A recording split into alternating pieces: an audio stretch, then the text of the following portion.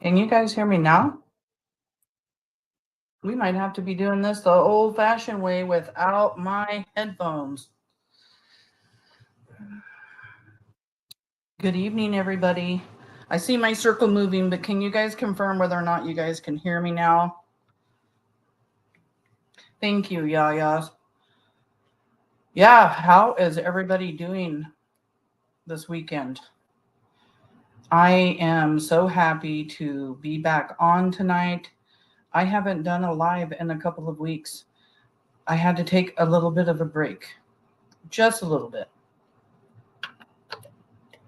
Man, all these cases with these missing children and then the children coming up dead have really been affecting me. And yeah, I just had to take a break. And then, of course, right when you take a break, another sad case like Madeline Soto comes up. Tonight's live is Madeline Soto. She told her friends she wanted to live in the woods. I haven't heard too many people talk about that. It's crazy. I had put together an amazing new intro. Found out that the song that I had prepared had a copyright because we did just get monetized. It is super overwhelming, y'all. Yeah, I just, after watching, the case and then Audrey, and then Elijah went missing. And now 13-year-old Madeline, not even a week later after she's missing, she's found dead. I don't know how many people have been following this case. I've been following it from the very beginning. Kaylia could not be here with me tonight. Her son's birthday was Friday, and she's got family in town. So we're going to do a live, I believe, tomorrow night on the Kyron Horman case. But I wanted to just hop on and say hi because I know it's been a while. Elijah. Yeah, still no word on him. I've been following that pretty close too. But how many of you guys have heard about the Madeline case? Have you guys been following along? I got the affidavit. I read the entire thing. It's very, very disturbing. I will not be sharing it. If you want the affidavit, I will email it to you or send it to you. But I will not share that on my channel. I will talk about it. I'm not going to go into a lot of details of what's in this affidavit because it's just sickening. Here is another missing child. Here is another monster doing evil, disgusting things to a 13-year-old girl. He is not a very good person. It's kind of strange not having my headset on. It's kind of strange not having Kaylia here with me. I did throw up a link at the top of this if anybody wants to join in. If you know anything about the case, if you want to talk about it, you're more than welcome to come on. Actually, probably not since my headphone's working. Maybe let me try one more time, see if I can get the headphones working. Because if I have somebody else come on and I can't get my headphones to work, then I'll just have a really bad echo. But let me try this one more time, you guys.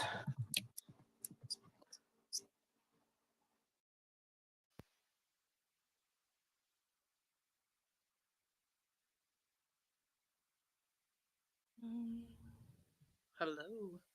Can you guys hear me? Oh, I see my circle going. My headset is working. Yeah, so if anybody wants to join on, you are more than welcome to come on up, join me. I would love to have some company. It's super crazy after doing lives with Kaylia and being here, sitting here all by myself. So, Madeline. Celebrated her 13th birthday on February 22nd. She lived in Kissimmee, Florida, and attended school in Hunters Creek Middle School in Orlando. It was intentionally believed that she was last seen on her way to school, but the sheriff, John W. Mina, revealed a disturbing twist during a press conference, stating, "Instead, we believe she was already dead at the time and that Stephan Sterns moved her body in the early morning hours on that day." So sad. And you hear early morning. So, what was early morning? What's early morning to you guys? Because I'm like, did this happen shortly before she went to school or did it happen in the middle of the night? I tried as hard as I could to find out information about her mom's job. I heard she was working, but I also have heard that she was home asleep and had slept in that morning. Um, yeah, it's super, super crazy. Hi, William. Nice to see you. Hey, Zayden Lily, how are you? I sent you a link if you wanted to come up on panel. If you don't, that's fine. Let's just get into this. Well, this is little Madeline, 13 years old, beautiful. Oh my gosh, I look at her and she is so, so gorgeous. She just looks like a good kid. You know what I mean? Just like really, really good kid. She's absolutely beautiful. It just breaks my heart. It really does that another monster, has done something tragic to one of our children. Now, this right here, body of missing Florida teen Madeline Soto found in Osceola. I don't even know how to say this word. Osceola County. Stephan Sterns' name is prime suspect in girl's death. So, I'm going to get out my phone here so I can read everything better.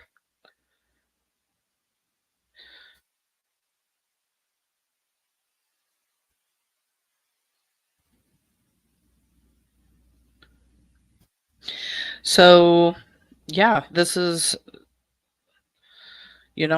they discovered her body on March 1st. She went missing Monday, February 26th. Not even 4 days later, she was found dead.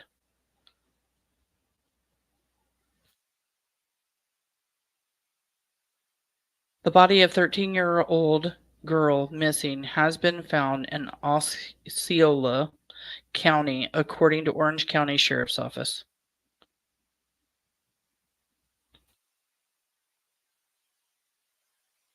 Dispute said Madeline Soto's body was found around 4:30 p.m. in the woods off Hickory Tree Road. Investigators said the girl's family has been notified. In a release, Kissimmee Police Chief Betty Holland provided the following statement. "It is with a heavy heart I inform everyone that as we expected, Madeline Soto is deceased. I am thankful that she was found and for the coordinated efforts of the Kissimmee Police Department, St. Cloud Police Department, Orange County Sheriff's Office, and the Osceola, I am not saying that right, County Sheriff's Office that are able to bring some closure to the family. This is a real sad day for our community, and we mourn the loss of such a young life."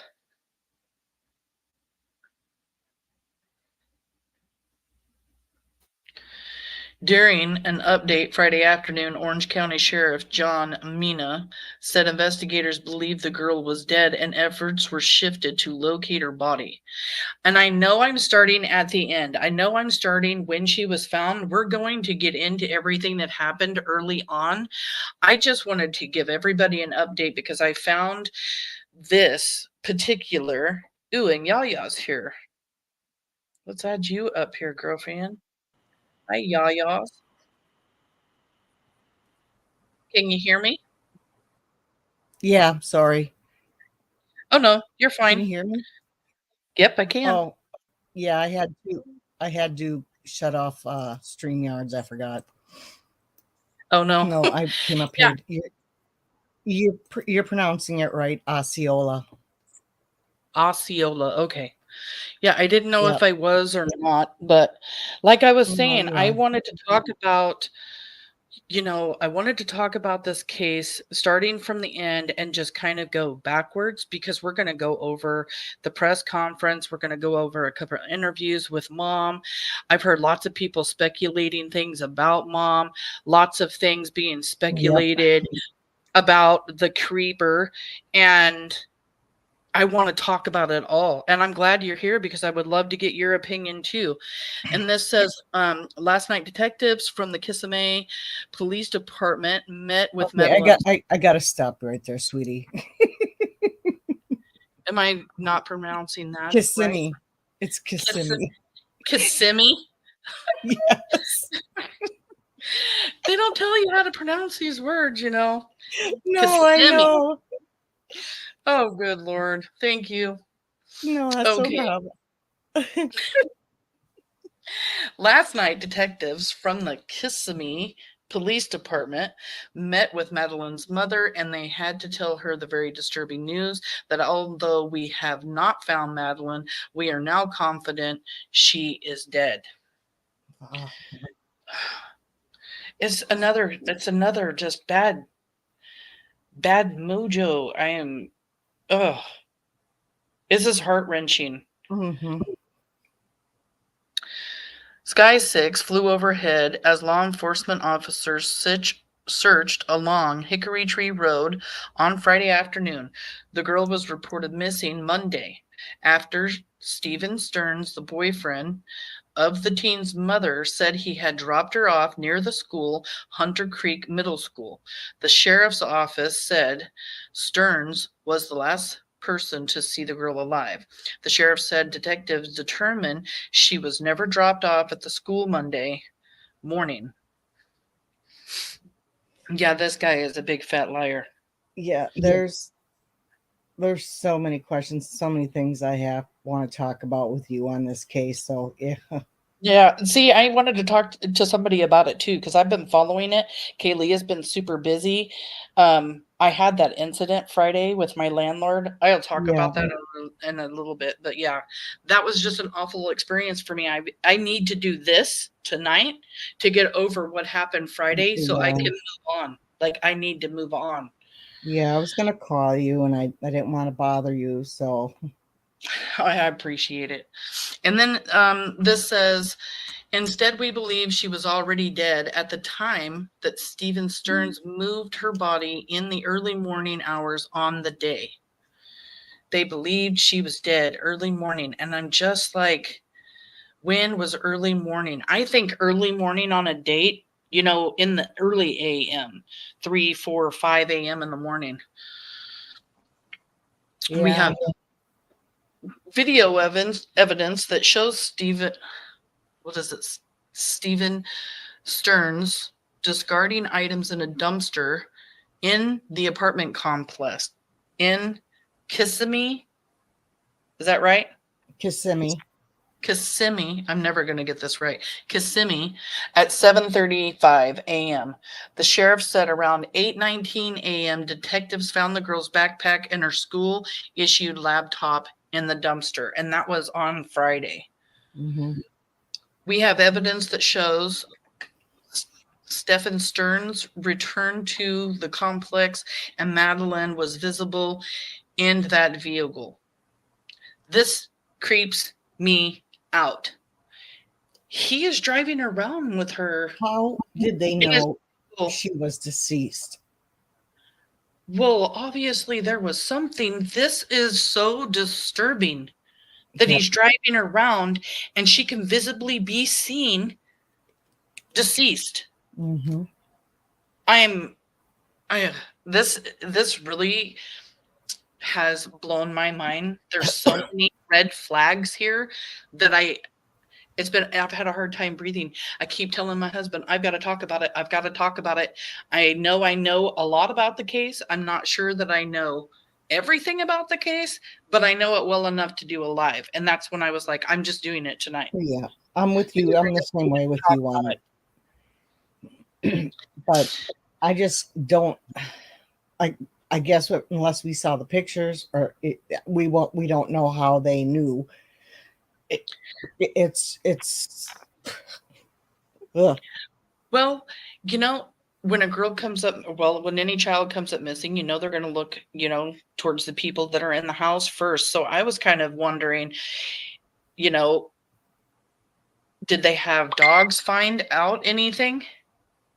Did dogs find anything inside the house to tell them that she was deceased? Were they able to tell a certain time zone? Like, I don't know.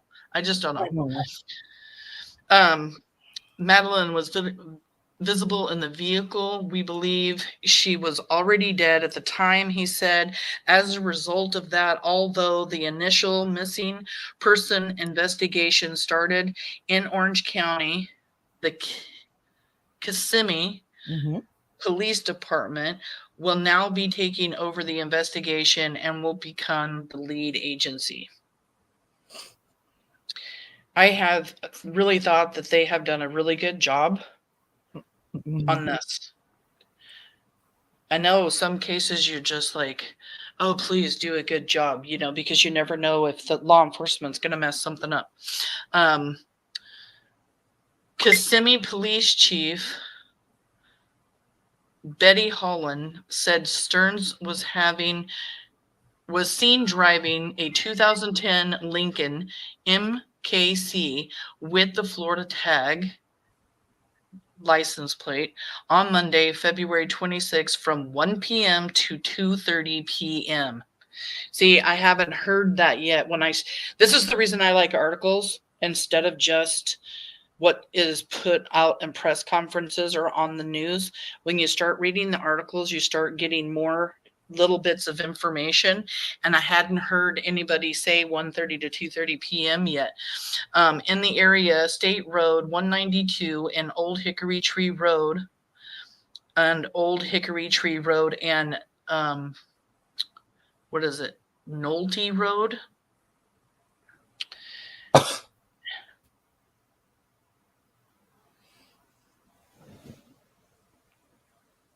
No.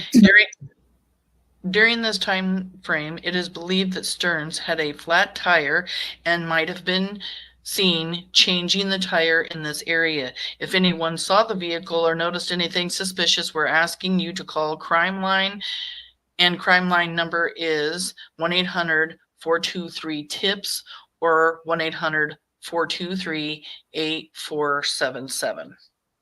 And then this is the vehicle he was driving, and you can even see the donut on the back of the tire on the top.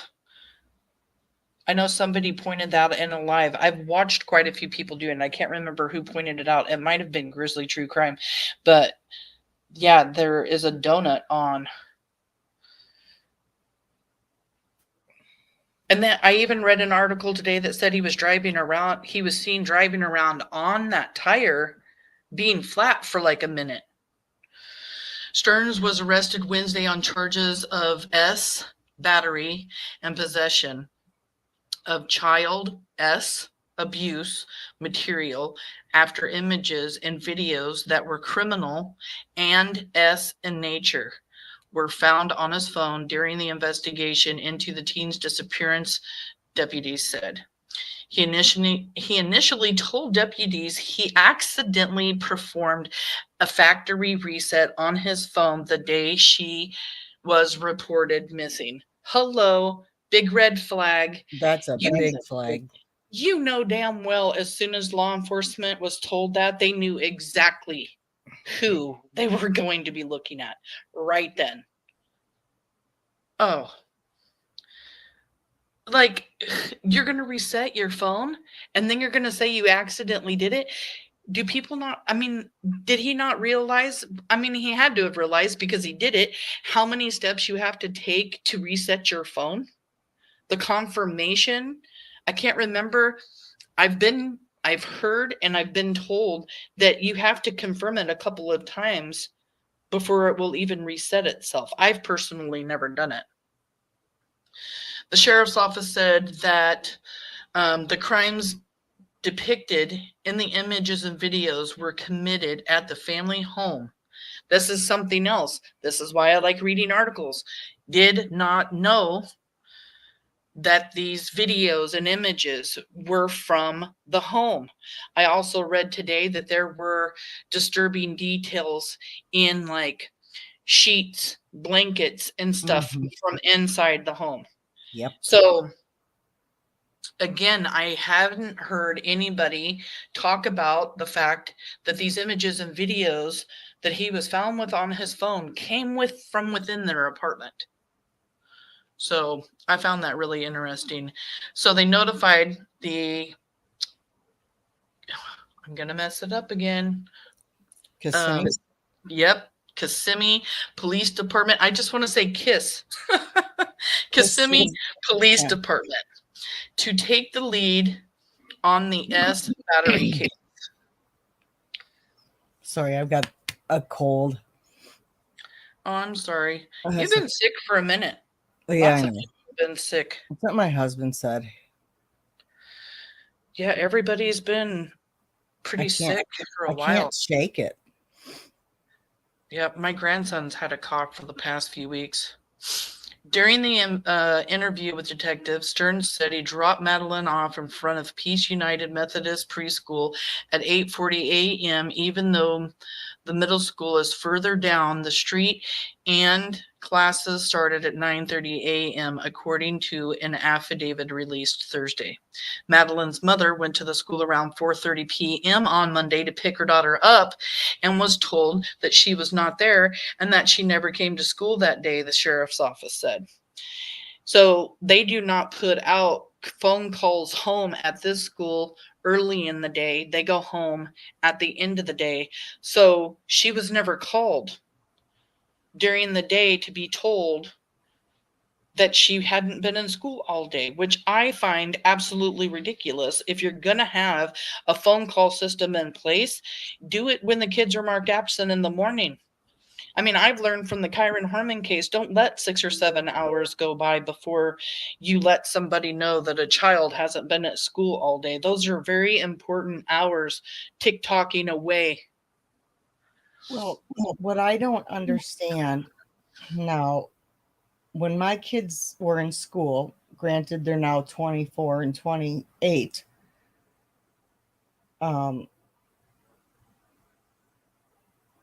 within 2 hours of them not being in school, I would get a call right away. Yeah, that's the way it was when my kids were in school. And if I didn't answer the phone, they'd leave a message. Yeah, I don't like that. I don't like the fact that these phone calls aren't coming till later in the day. So here's the thing. I thought of this the other day. Did he call in and say she would not be in school? Good one. Maybe. I'm sure they'll be asking, that's for sure, to find out if they don't already know. Yeah, maybe. And there's because it sounds like he was living with them for a while. Yeah, and there's other things that happened that morning that aren't making sense, because it's after the mom's interview, and we can go over that after we listen to that. Okay. Yeah. Orange County Public Schools Superintendent Dr. Maria Vasquez released a statement about Madeline after Mina announced Friday that he's confident the girl was passed. So she, they knew she was gone before they ever found her body. Something that they found, they knew, which I think I actually read that there were pictures of where she was. Wait. Don't go all the way back there.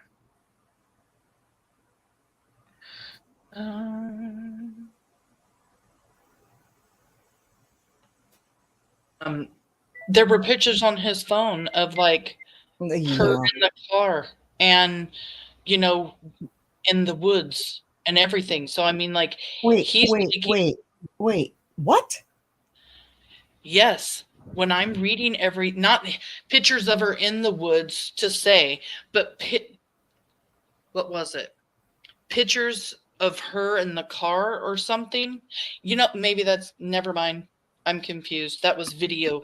They have him on video with her in the car, and they have him on video in the area where she came up or where they found Oh, her. okay. That's Because I was on another channel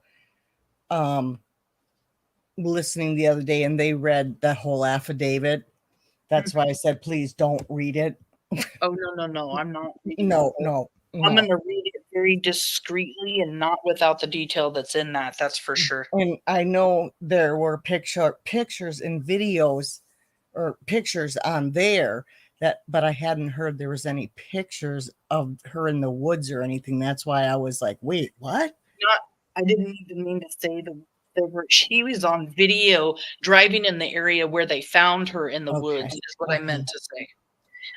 This says, I am heartbroken to hear from the Orange County Sheriff's Office of the tragic death of our precious student, Madeline Soto.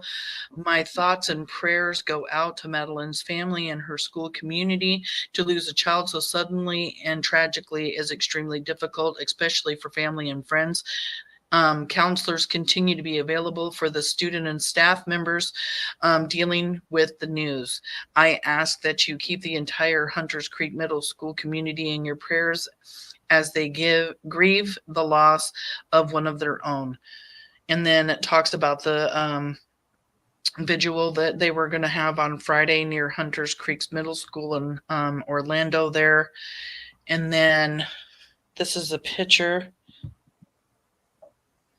of the vigil. They didn't have oh, I took it out. Sorry. They didn't have very good pictures. I took it out because the picture wasn't good.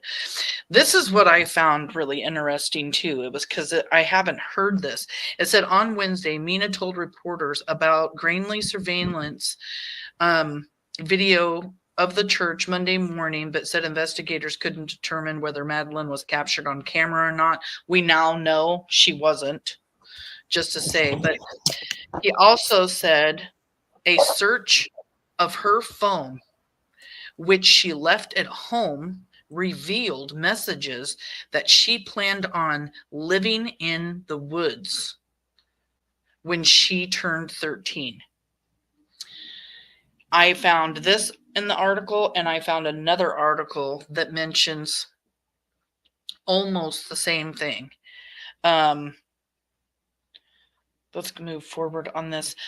But she has on her phone that, and this is another one on Wednesday, Mila told reporter, also said the search of her phone. She left her phone at home. What 13-year-old does that? The mother said that that was a normal thing that she did, though. I found that in another article. Mom said that that was just a normal thing for her to do, was to leave her phone at home. They But said she had severe ADD or ADHD. If you're pushing a child too fast out of the house, maybe they'd forget. However, that's, I don't know. And then on Friday, Mina said investigators now believe she was already dead Monday morning around the time she was supposed to be dropped off and that Sterns was moving her body that morning. Video showed Sterns around 7:45 a.m. trashing her belongings in a dumpster at the apartment complex. And then at 8:19 on Friday, we have evidence that shows that Stephan Sterns returning, or that morning at 8:19 in the morning, he returns to the complex, and Madeline was visible in that vehicle, and we believe she already was dead at that time. He's driving around, and then he leaves, and then he comes back with her. What the hell is that about? What? First of all, Unless he took her out of the house, because mom was coming home from work, right? and she was asleep, so he came back, forgot something, maybe came back. I don't know.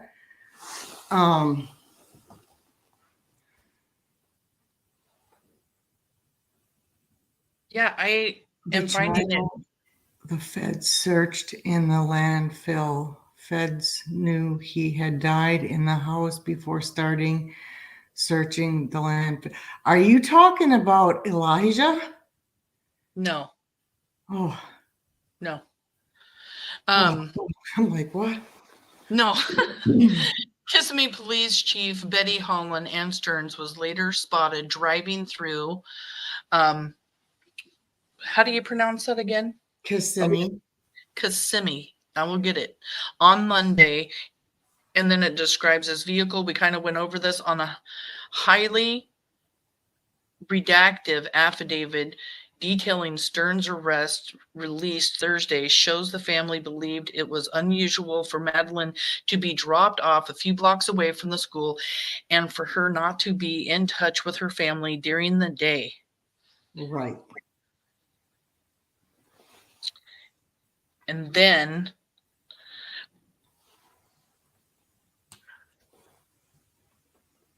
jail records now show Stearns is accused of 2 counts of battery of a minor, including one against a victim under the age of 12.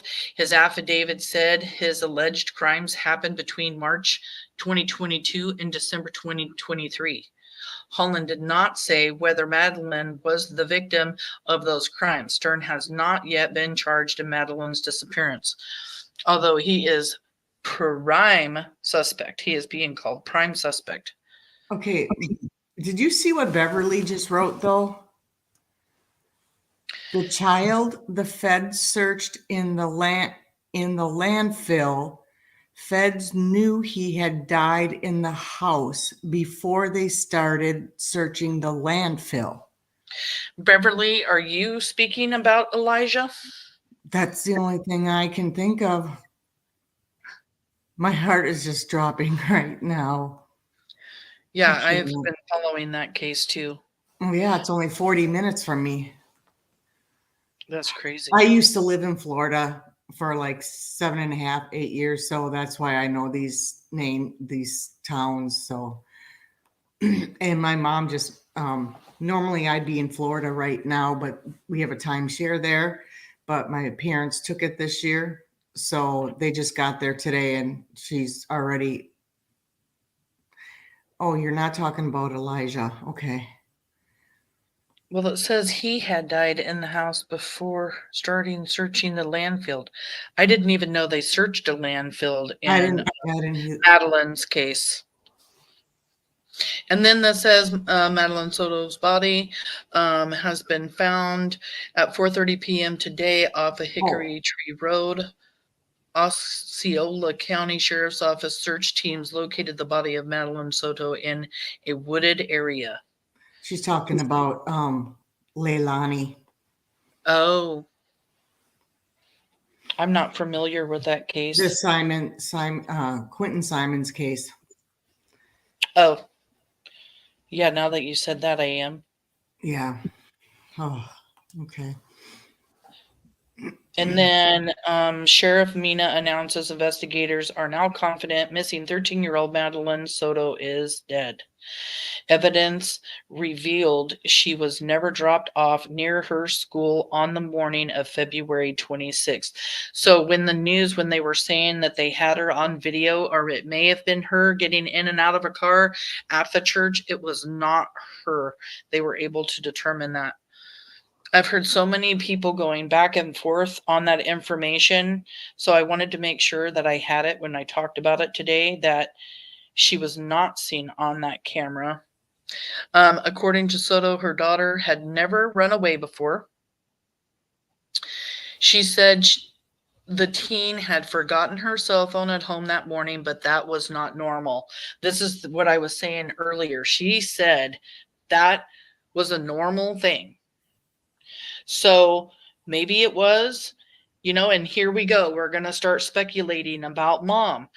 Did mom know what was going on? Is that why she says this? Or did Madeline actually, leave her phone at home every now and then? Yeah. When deputies searched Maddie's phone, they learned that Soto had told her friends. Now, in the other news article, it was said that it was on her phone that she was making text messages. So here you have her telling her friends she wanted to live in the woods after her birthday. Now, I've heard people talk about whether or not, he put that on her phone to make it look like she wanted to run away and go to the woods. In my opinion, I'm actually starting to think that she was messaging her friends and telling her this because of what was going on with her and Stephan. And she had turned 13 years old. We know that at 13 years old, you're going through lots of changes. Maybe she had decided to herself that after she turned 13 years old that, she wasn't going to allow this to happen anymore. She was going to run away. And is that why she ended up unalive? Because she decided it wasn't going to happen anymore. She was done. And she tells him no the night of after her birthday party. No, you're not touching me. No, you're not doing anything to me. And then he loses it and gets mad? Or did he find these messages and then decide, okay, she's going to tell somebody, I'm going to have to now get rid of her so she doesn't speak so that I can't be found out? Of course, this is all me speculating right now. There's just been so many people talking about it, and I just needed to talk about it too. I needed to get up here and give my speculations because I have a lot. And how many years has that man lived with them? On Justin for All, Justin said that they have been together for 7 years. I was going to say, I thought I heard 6 to 7 years. Has he been doing this? How many years has he been doing this to her? Well, if she is the victim in the affidavit and it's talking about March of 2022 and December of 2023, has it been going on that long? I think that if they had been together for 7 years, I was not able to verify that, but if they had been together for a long period of time, he was probably grooming her for quite a while, I believe. Yeah. I mean, that is usually what happens. They take a little while to groom first. How long that would have been, I have no clue. Of course, we're just speculating, everybody, on this. And we're going to be doing a lot of it because there's a lot. Well, yeah, there's a lot to you can speculate. This whole case. I mean, like I said, kind of want to watch the mom's interview again. I've seen it like 3 times, but so many. The one interview, she says, we drove her to school. Yes, and yeah, I saw that too. And I was thinking to myself, maybe they're used to doing it that way because I know mom usually is the one, I think, to drop her off at school. And I think she may have just said we out of like. And he just was talking. If you paid attention to the interview, he came in. He didn't sit beside her like a normal partner, husband, whatever would do. He stood behind her and kept cracking his knuckles. Yeah, I have that video. Let's see what I got here. Yeah, that's the one that. I just wanted to go over what was inside the articles because I hadn't heard anybody talk about the fact that she's telling friends and messaging friends and telling them she's running away after she turns 13. And I had heard that, and I don't know if I was talking to you about it or Justin. I just read that today, so it because probably was. what this was before she was found, and so it must have been Justin or someone. We have a 13-year-old boy here in Wisconsin that went missing in June, who decided he was going to go live off the land. Oh no. So Yeah. I was like, 2 13-year-olds. This is weird, but they're not connected. Obviously not. Right, and I just think, she's telling friends all of this. I think she would rather go live in the woods than to go through what she was going through. But yet, like I said, I've heard people speculating now about whether or not he may have put that in her phone to throw off law enforcement, as in she's running away because, her phone's like left at home. But I don't know. Did it say when that text was No, sent out? no. It said days prior to. Days prior to. Okay. Huh. But I'm gonna share my screen here. I've got my phone on to watch messages because Yep, I I got have on too. I'll share my screen real quick and we'll go over some of these interviews and stuff that we've got on here.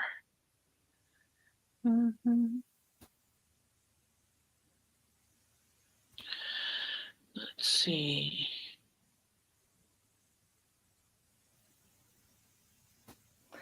But if he put that on her phone, wouldn't she have seen it and wonder why it was on there? Yeah, because it sounded like mom was keeping an eye on her phone. So I'm wondering if it happened just the day before or something, and maybe he had deleted it off, but law enforcement ended up finding it later or something. Could be. Like, he deleted it off. He didn't want mom to see it. Then law enforcement found it because, of course, they're looking through her phone. They're looking, through probably even mom and boyfriend's phones. Then they find out this information. And that's why I'm wondering if he may have hurt her because she's talking about leaving and he didn't want her telling anybody. Yeah. I don't know which possibility. Very good possibility there. So here we have. Jen, go ahead and tell us what's going on with Maddie. Now watch the background too. Is this too loud for anybody? Is that good? Can you hear it well? Okay. Yeah. Well, Monday morning, we took her to school. We dropped her off close to school, across the street from a church, which is it's right next to the school.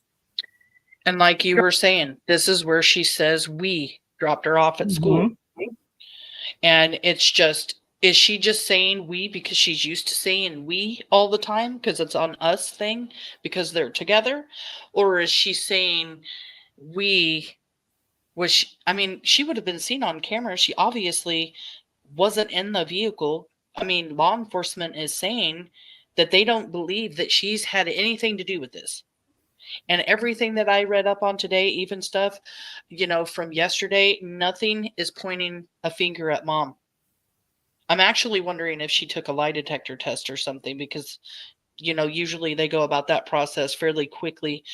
And it's not used in court. It can't be, but it's an excellent tool for law enforcement to use. Yeah, and maybe like you said, it could, and I thought that I did, think too that, as she's saying this, we took her to school as usual, as in we normally do. Right. And that's what I'm kind of thinking. I am not pointing fingers at mom right now. I have not gotten that feeling yet. A lot of people but are. I do have questions. Right. I won't lie. I do have questions. But yeah, I am not willing because, okay, if your daughter has gone missing, you're in a state of shock. Right. You're in a complete state of shock. Nothing is normal. She has to get through these interviews. She has to be able to talk and communicate. She can't sit here broken, crying and everything. She's trying to look for her kids. So it's like, is it a state of shock? It could be. School. Hi, Chaos Queen. Welcome back. She crossed the street and walked to school, what we thought walked to school. And a lot of people talk about her putting her eyes up, like rolling her eyes up because she's thinking really hard. She is distraught. Her daughter's missing. I would not even be able to get a sentence out, honestly. I would probably have to think. So maybe that's just her thinking face. I Yeah. got to remember what I have to say. My daughter's missing. I got to remember to just say like what she was wearing, what she looked like, what we did. So again, is she rolling her eyes up in her head to think because there's a story planned out? Or is she just thinking because she has to take that time to think in order to even get through this interview? Chaos Queen says, I was honestly wondering if the mom is medicated. You know, that could be a possibility too. You know, you have all these people that do these, what do you call it? They watch people, how they act and how they're telling a story, their facial expressions. And I have a hard time with that because everybody's different. You know, like when I'm thinking, like right now, I just rolled my eyes up. Yeah, I've done it I several just times. paying since we've been attention to on. what I'm doing. Mhm. I'm rolling my eyes up because I'm thinking of how I want to say this. So, you know, Yeah, it's and I mean, if you have high anxiety, in the other video, you literally see her shaking her leg up and down. Her whole body's moving because her leg's shaking. I used to have that restless leg thing back in the day when I had lots of high anxiety, and she could be taking something to chill out a little bit. I mean, I'm the same way because I don't know if it's this one or the other one, she's shaking really bad in. yeah, I think it's the other one when he does his interview right after hers. Yeah, she is shaking really bad in it. Yeah, and you can see her body is shaking because she's shaking her leg. Right. It's just Juju B, bouncing you're up. right. I mean, Juju B says my mind would be all messed up, not able to think straight. Exactly.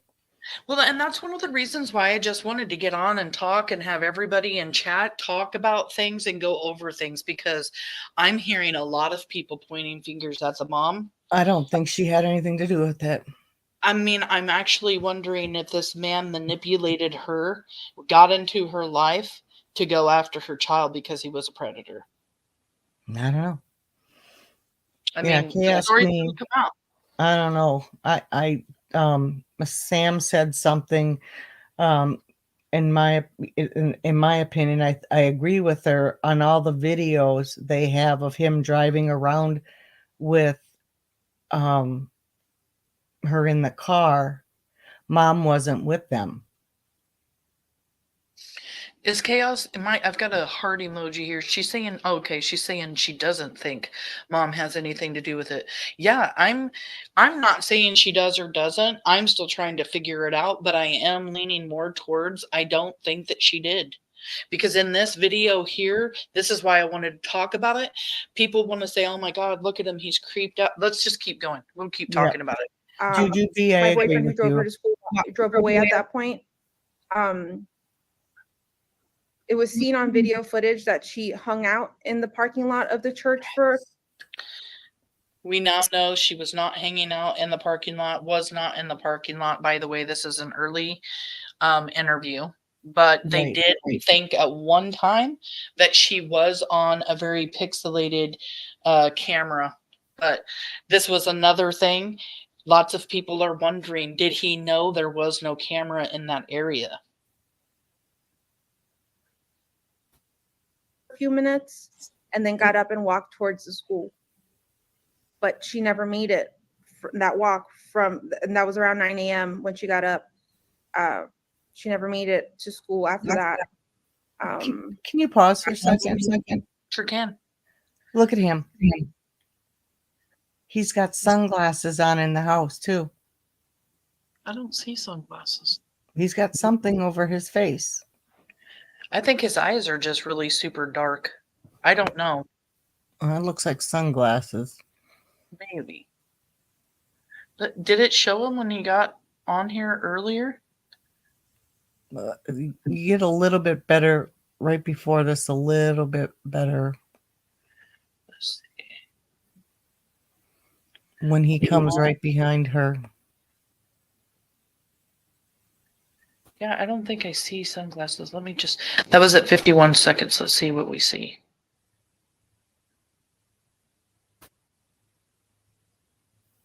We dropped her off close to school, across the street from a church, which is it's right next to the school.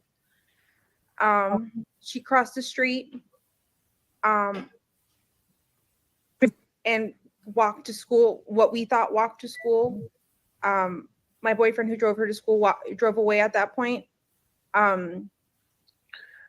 See right there, she corrected herself. It went from we to my boyfriend drove her to school. Okay. Yeah, she corrects herself right there. I never noticed that before. I'm glad I didn't rewound either. her.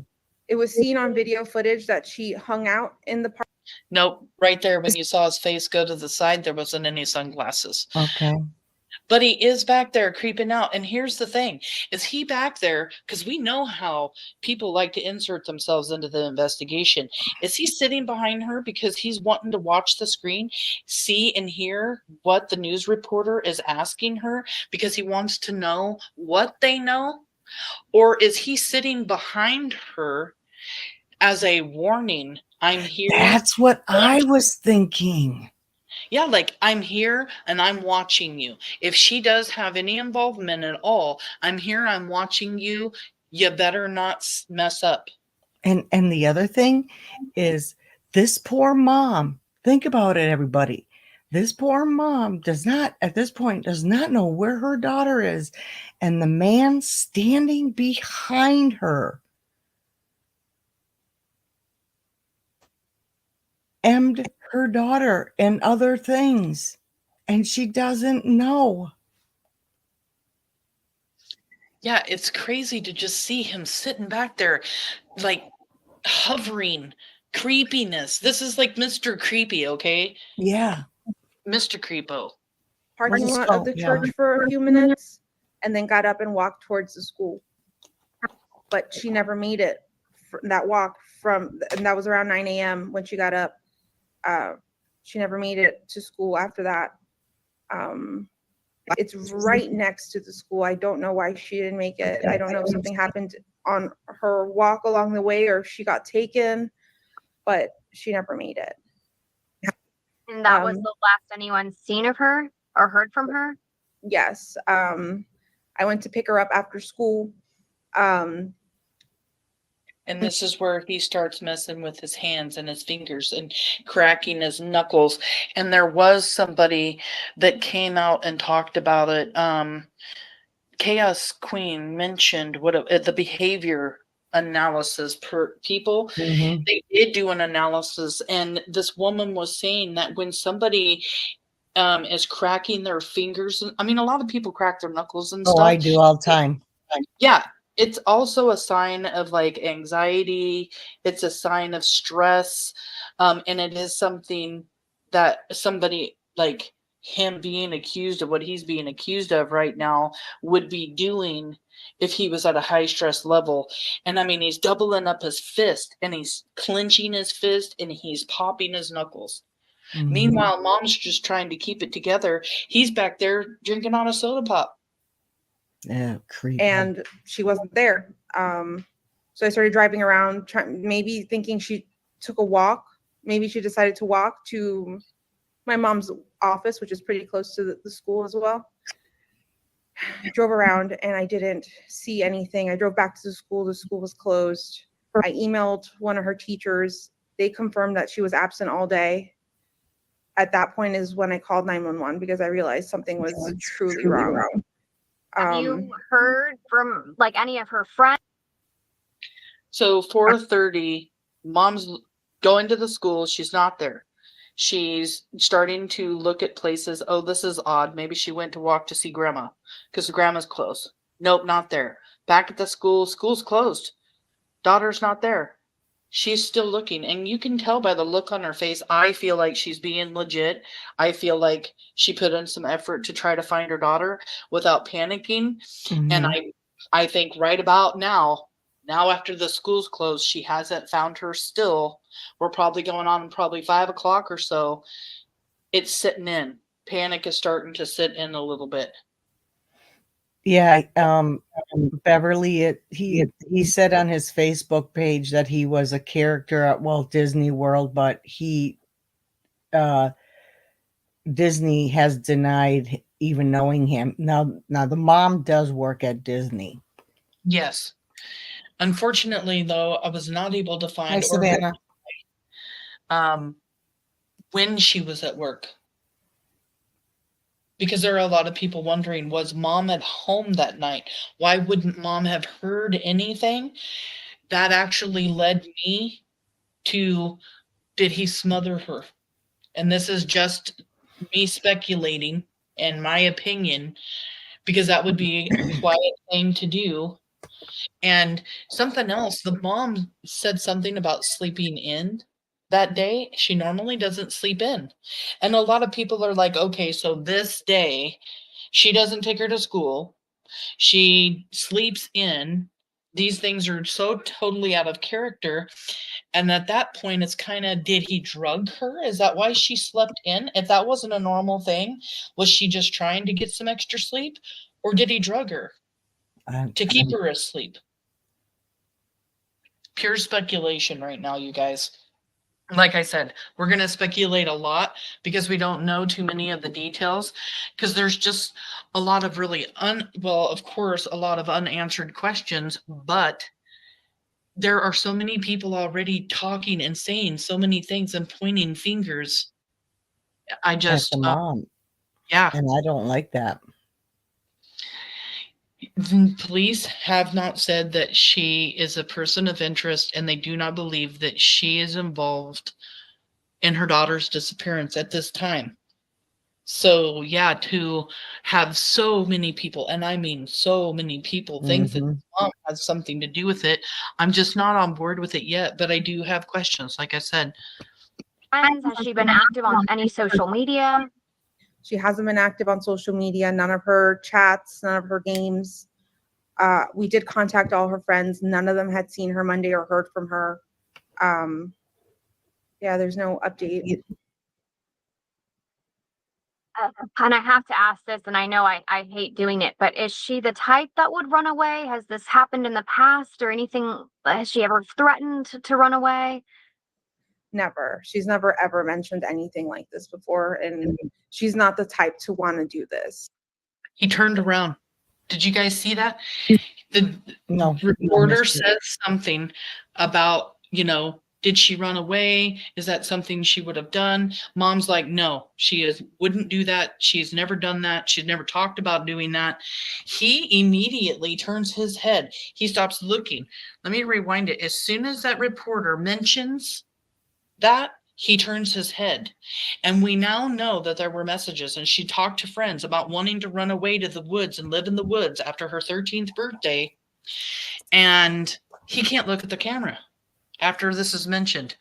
Like I said, he's wanting to know what this reporter knows. And obviously mom doesn't know at this time that anything's been found in Madeline's phone, because she's saying no. She's never talked about running away before. She would be saying right here, if she knew that was in her phone, yeah, we found in her phone that she mentioned to friends that she wanted to run away after her 13th birthday. I have no clue why. And I was just going to mention that, Sam, because we just said, did he put it in her phone and delete it? Because if mom went through her phone, she would have saw it. Right. I don't think he put it in her phone. I legitimately think that she was telling friends that she wanted to go live in the woods because of what was happening with her mom's boyfriend. And I think he saw it, and I think he deleted it. And I think law enforcement saw it later. My opinion, but that's what I think happened. But look at the way he looks away from the camera as soon as this reporter mentions whether or not she'd run away. And she's not the type to want to do this. Has she ever threatened to run away? Never. She's never ever mentioned anything like this before. Touch face, that's a sign. That's a red flag. Let's just see what else he does. And she's not the type to Completely looks away from the camera. want to do this. She did accidentally leave her phone on Monday, which is kind of normal for her. She's got ADHD and very forgetful. So she left her phone at home, so there's no way to trace her. They tried tracing her school laptop. Forgot about that. Can't trace her if she doesn't have her phone. But he has his phone on him, right? Weren't they able to trace him through his phone? Mm-hmm. So yeah, he's seen on camera and they're tracing his phone. So if he was smart enough to leave her phone at home on purpose so they couldn't track her down, why wasn't he smart enough to leave his own damn phone? Well, I mean, come on. You see him at 7:35, he's on camera throwing her backpack and her laptop into the garbage can that Monday she came up missing on February 26th. That Monday morning, yep. In the apartment complex. I'm just saying, he's not very good at what he does. No. Come on. I mean, thankfully, let's just be thankful for that he's caught and off the streets, but not a very good criminal. Yeah, Chaos Queen, we'll go over that, about that factory reset. You can't just accidentally do a factory reset. It takes a lot. On the day she came up missing, he factory resets his phone. It takes a minute. You have to, I've been told you have to verify it a couple of times. Like, are you sure you want to do this? Yes. Are you absolutely sure you want to do this? It will delete all blah, blah, blah. Right. Yes. But I've never done it. Nope. So I don't know that. But I have had to do a factory reset and on my computer, my laptop, and it's a process, and it's just like that on your phones. You have to answer yes like at least once, twice, because once you do that, everything's gone. Yeah. Everything's gone. They can track her on her laptop from school too. Hello, Trigger. Welcome. Yes, and trigger warning everybody here. If it's somebody, one of the mods could just put up some trigger warning stuff, because here in a little while we will get into more detail, just to be careful of that later when we start getting into it. Trigger warnings need to be available in case anybody wants to hop off. Let's see what else he does in the background here. But that's off, so it's not pinging to anything. Jen, what is your fear? I know you mentioned As soon as the reporter starts talking again, he starts going towards the camera. she's on games and stuff. Do you think she could have like met somebody and tried to meet up with them? She's open to us. She's open with us about, if she's got a crush with anyone, and she told us she had a crush on someone at school. And I looked at their messages. When I heard this earlier, I also wondered if they just recently found out that she had a crush on somebody at school, would that be a reason why he wanted to unalive her, because he was mad that she liked somebody else? Good question. But she's only just 13. Yeah. I mean, it's not like she's 16, 17 and having relations with a boyfriend. Right. No, but in his mind, just even her having a crush means, oh God, she doesn't like me, because he's got a sick mind. We already know that. He's got this sick ass mind. Nothing was weird. I looked at all of her messages, all of her deleted messages. Nothing seemed weird. It didn't seem like she was talking to anyone. All of her deleted messages. Yeah, that's weird. I don't know that I want to call that a red flag. I'm just wondering, is there something you can do to completely delete it off of there? And only law enforcement could then look it up later? Or maybe she talking about deleted messages on social media. I don't know. So I don't feel like that's the case. I feel like she may have been taken, because this is not like her at all to just disappear and not not let us know where she's going or who she's with. Yeah. What are you getting from law enforcement? I mean, are they actively searching for her? I mean, what happens now? I mean, especially that she doesn't have her phone with her.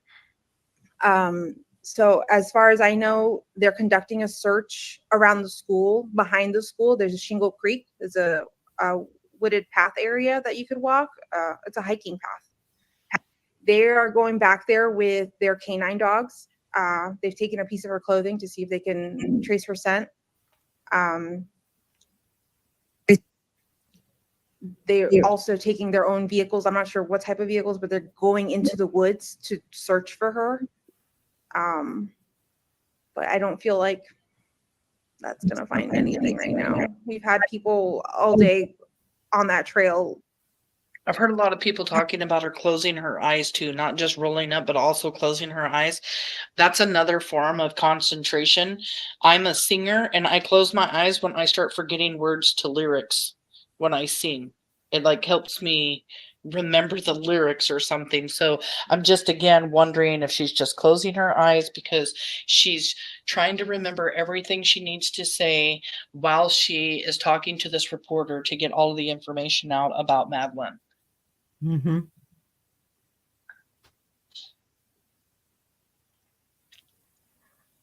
Sending us photos to see if anything there looks familiar and like her personal belongings, and nothing is hers. So I'm not sure where to go from here. I'm just contacting the news to get the word out, to get some help, because I'm desperate. I'm a wreck right now. So you think that she's been taken against her will? I do think so, yes. As a mom, what's your mother's intuition telling you right now? I'm trying to hope for the best, but I'm scared for her. I want her to be okay, and I want her to be safe. I don't want Gets asked a serious question and she immediately breaks. She's been trying to hold it together. That's how I feel. She's been trying to hold it together this entire time, but then gets a direct question on what she thinks happened, and mom breaks. Because there's 1,000 different things she could be thinking right now, and of course she just wants her daughter to be okay. And meanwhile, Mr. Creepo is in the background for whatever reason. I really think he's just trying to figure out what's going on, what this reporter knows. Or maybe he's trying to act like the comforting boyfriend. If you're going to comfort her, get your ass a chair and go sit down next to her. Go put your arm around her or something. But right now, he just looks like a Mr. Creep. For real. Like, I know my husband, like if I were her, he would be sitting right next to me, holding my hands, putting his arm around me, comforting me. Right. Especially at this point where she starts breaking down, but he doesn't. He just sits back there and still just lurks from behind. It's weird. I want her to come back home. I just want her back. Whatever that means. I just want her back. Are you getting any updates from law enforcement? I mean, yes, they're searching that small area, but have they gotten any hits on any scent or anything like that? They haven't let me know anything. They haven't updated me since I spoke to them this morning. I've contacted them to get some information. See, and this is what I also think weird. She's at home all day, and it's not weird for her to be at home. They usually do tell parents stay at home, stay close in case they come home. That's fine.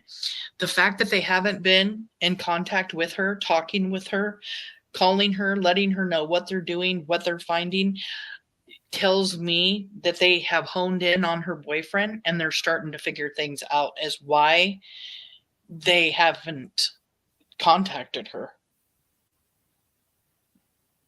Again, my opinion, but usually law enforcement, I mean, why isn't law enforcement there? That I also think is weird.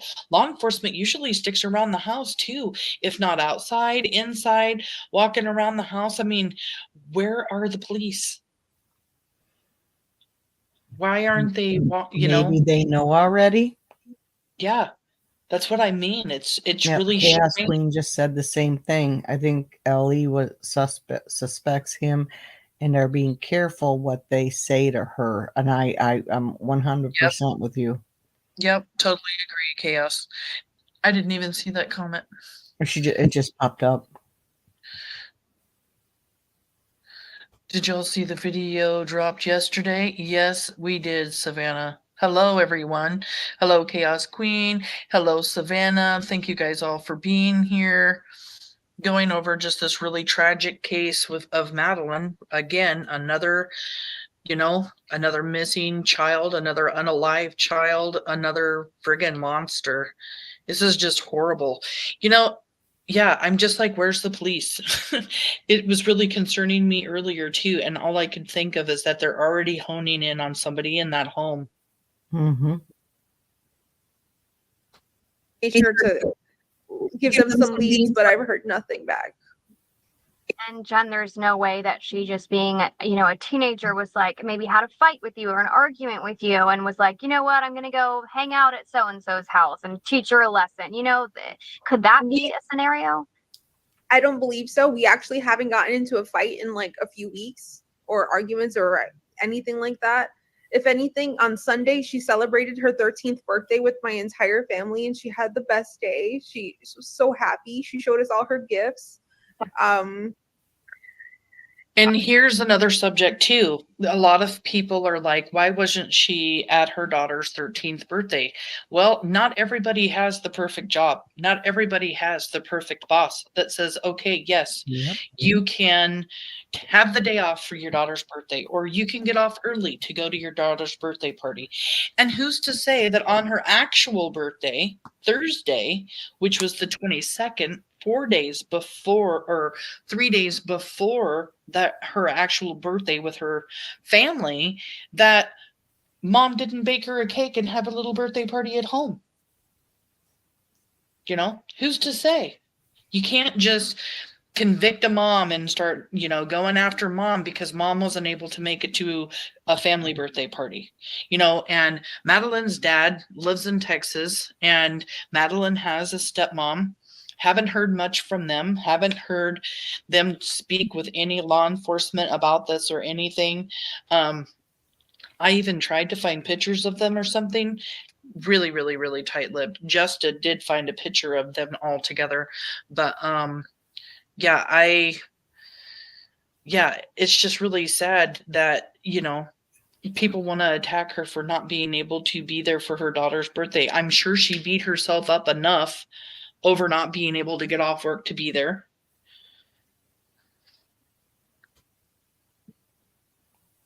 She's just a happy girl, and she showed it on Sunday night when she went to bed. She was so happy. So, she had the best day.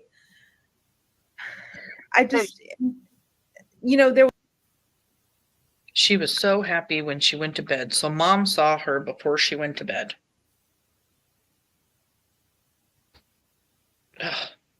This is horrible, you guys. This is horrible to sit here and go over. She had her birthday party with family. She was having an amazing, great day, having an amazing day, and something happened. Something that evening happened, Yep. Either he saw a message, or like I said earlier, maybe she was just like, I'm 13 years old now. No, you can't touch me. Or, yeah, I mean, you could just keep going and going and going on what ifs, but something happened that triggered him for sure. Either shortly before or that night. There was no moment in that evening from when she got home from the party that she had her phone or had the laptop. She went straight to getting ready and went to bed. So I know she didn't have any conversations with anyone. She didn't make plans with anyone. I didn't see any of that. So she spent the whole Sunday celebrating her 13th birthday? Was her 13th birthday on that Sunday, or that was just like the time you guys were celebrating? That was the time we were celebrating. Her birthday was on Thursday, the 22nd. Okay, She just so turned 13. but that's just so heartbreaking to be celebrating her 13th birthday, and then the very next day, She's that's the gone. last you see it. You've seen of her. Yeah. I mean, where do you go now? Are you gonna go out there and search or look, or what is your? Are you sticking by the phone? Are you what are you doing? I'm staying at home, staying by the phone, hoping she just appears. I know my entire family is out looking. They've all spread a bunch of flyers. They've gone. I've had people contact me that they've gone to the international airport to spread flyers, to Amtrak, to Greyhound, just any way that if someone's taken her and they're trying to take her, just to show her.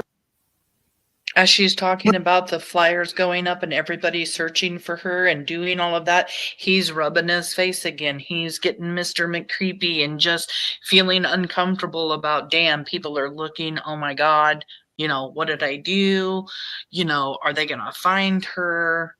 Yeah, he is so flippin' nervous. So nervous. Her face just to make sure she's not being taken against her will. And you mentioned ADHD. Was there anything else maybe mentally going on, or that you knew of? She does suffer from anxiety, and once upon a time she was diagnosed with autism. We had her read. Yeah, if she's suffering from anxiety, I wonder why.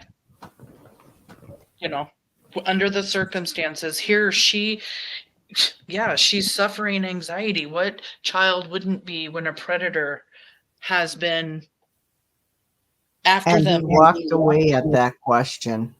Yeah, got up and walked away.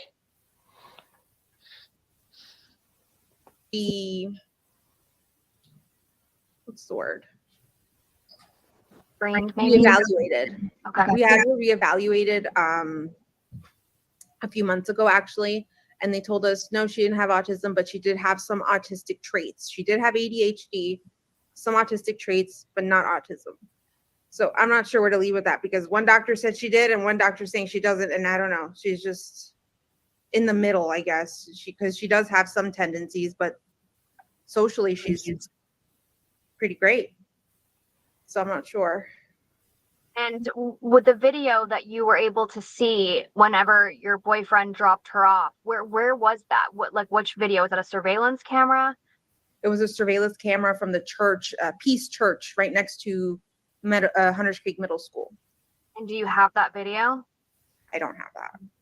They didn't show me. They wouldn't show me. It was actually my sister was the one at location, and they were letting her know what they saw on camera. Okay. But they didn't show it to any of us. Got it. Okay.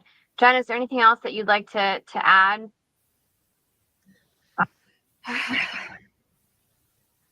Please, if you have any information, contact me, contact law enforcement. Any information helps. Maddie, if you see this, please come home. Please be safe. I love you very much. You can tell when she's talking to Maddie herself, she starts breaking down again. I really just don't think this mom had anything to do. That is crazy. Now we have another video. What is being said in the chat room? Chaos Queen, they were together for 6 or 7 years. I have not seen his rap sheet at all. I mean, I don't know what she knew, what she didn't know. I mean, not all parents do look into those things. It didn't seem to me when I was looking through everything today, watching press conferences, looking through the affidavit, reading articles and everything. There's nothing pointing to anything in the past that I've been able to find. So I haven't verified that he has done anything to anyone else or anything in the past. Only what's written in the affidavit from March 2022 and December 2023, and they're not saying whether or not Madeline was the victim. So either she was or she wasn't, and if she wasn't, then there's, past offenses. He was obviously arrested on Wednesday because of what was in his phone. And those could have been pictures of her that he Yeah. posted back on those dates. Right, because they were saying at the home. The pictures and videos that they found on his phone, they were able to tell were taken from that home where they lived. So it was either her or one of her friends. 12 years old. So she just turned 13, so that's a 12-year-old. Everything was redacted out of there. Of course, her name's not going to be in there. But yeah. I've got other stuff. Let's see. I mean, when I got divorced, like 19 years ago, I didn't look up somebody's criminal record if I dated them. Right. Let's see. Let's watch what the Orange County Sheriff's Office had to say real quick.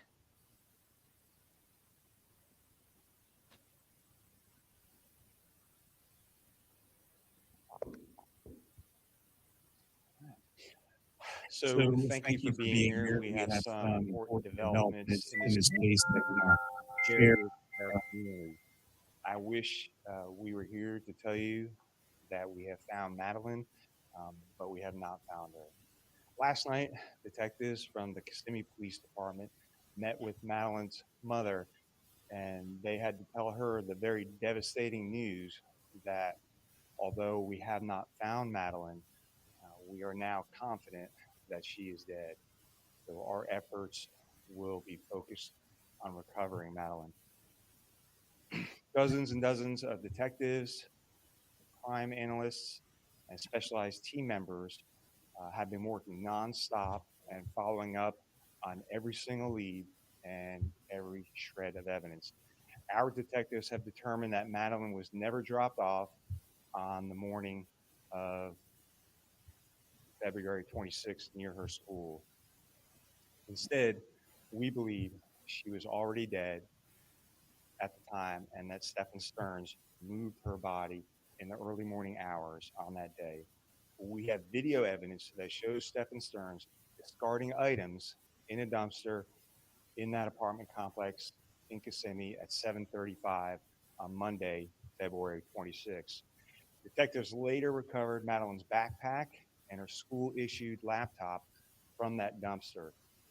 At 8:19, we have evidence that shows Stephan Sterns returning to the complex and Madeline was visible in that vehicle. We believe she was already dead at that time.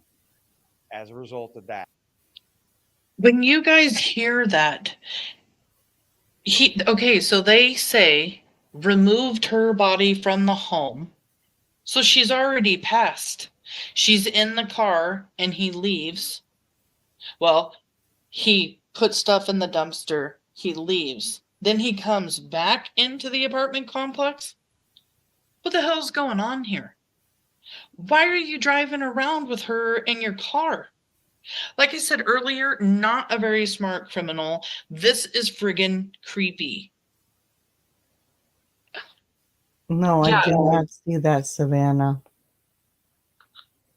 What did Savannah say? Did y'all see the trailer where he... No.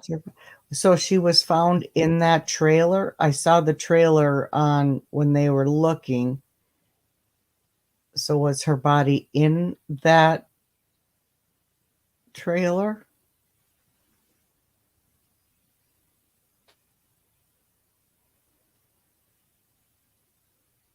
He tried to say she was sleeping in the car. Yes, I heard that too. So maybe she was in the back seat of the car.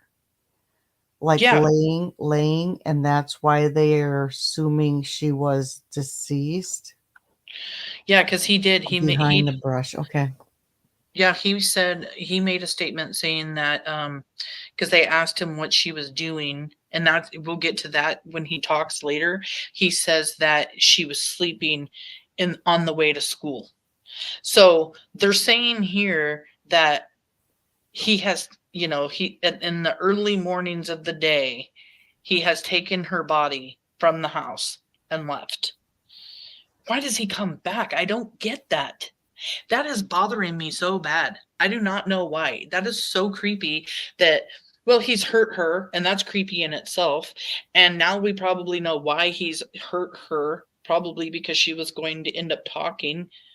And he leaves and comes back. 7:30 is when he's on camera, you guys. 7:30. He's on camera putting stuff into the garbage can there in the apartment complex. And at 8:35, right? 8:35. Let me look real quick. Yeah, 8:19. Sorry, at 8:19 a.m. we have evidence that shows Stearns returning to the complex, and Madeline was visible in the vehicle.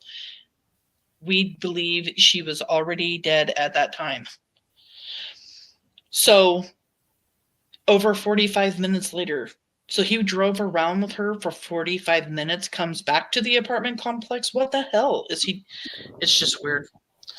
That part about him coming back to the apartment is really bothering me. That is when I started speculating on the mom. Maybe he forgot something. Yeah.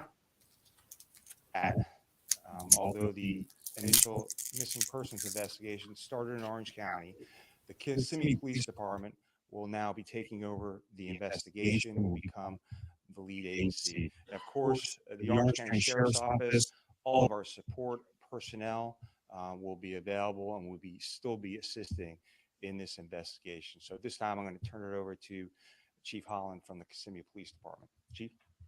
And I totally agree. Savannah. Thank you for being here. As Sheriff Mina said, this is still an active and ongoing investigation, and there is a lot of additional information that we cannot release at this time. I do want to note that Stephan Sterns was transported from the Orange County Jail to the Osceola County Jail, where he is being held on capital sexual battery charges filed by the Kissimmee Police detectives. Right now, our top priority is recovering Madeline. We are still appealing to our community for its help in this case. Please share this crime line bulletin on my right of Stephan Sterns. He was last seen driving a silver 2010 Lincoln MKZ. The Florida tag is IYLL82. On Monday, February 26th, between 1 and 2:30 p.m. in the area of State Road 192 and Old Hickory Tree Road, as well as Old Hickory Tree Road and Nolte Road. During this time frame, it is believed that Stearns had a flat tire and might have been seen changing the tire in this area. If anyone saw this vehicle or noticed anything suspicious, we're asking that they call Crime Line. We will continue to work tirelessly with the Orange County Sheriff's Office, the Osceola County Sheriff's Office, and St. Cloud Police Departments to bring a resolution to this case and recover Maddie. Thank you.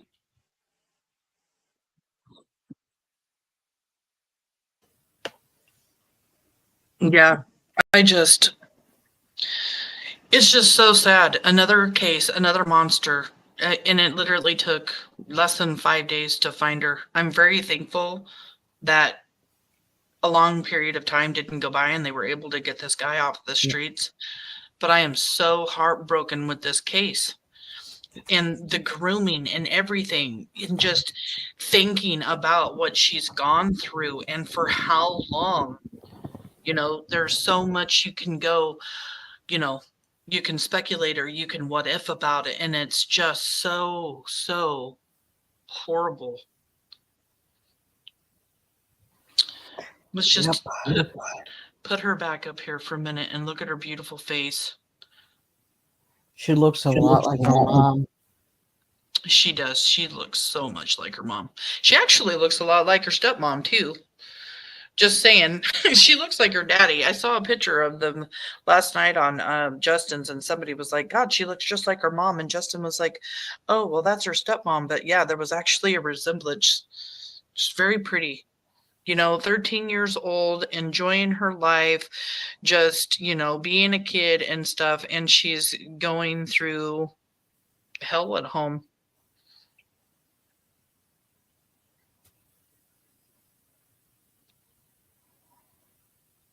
Especially in Florida with the temps. Hopefully evidence can be collected.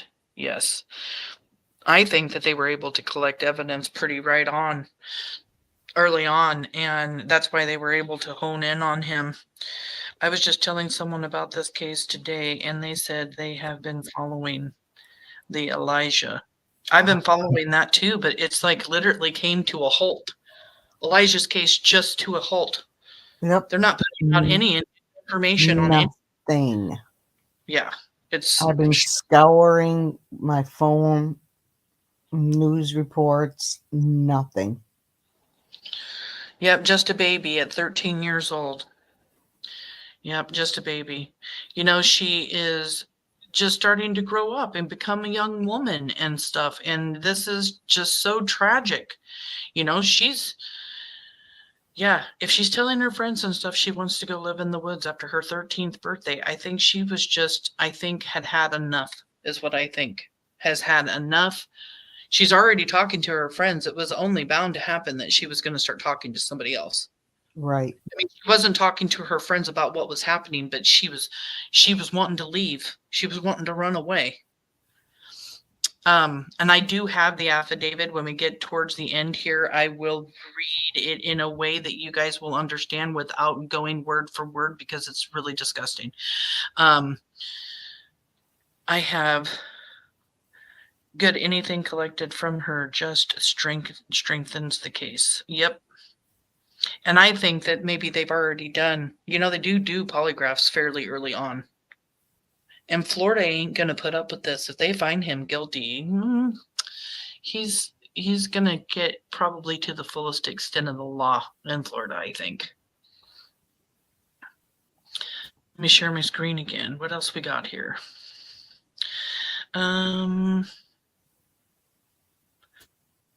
What's this one?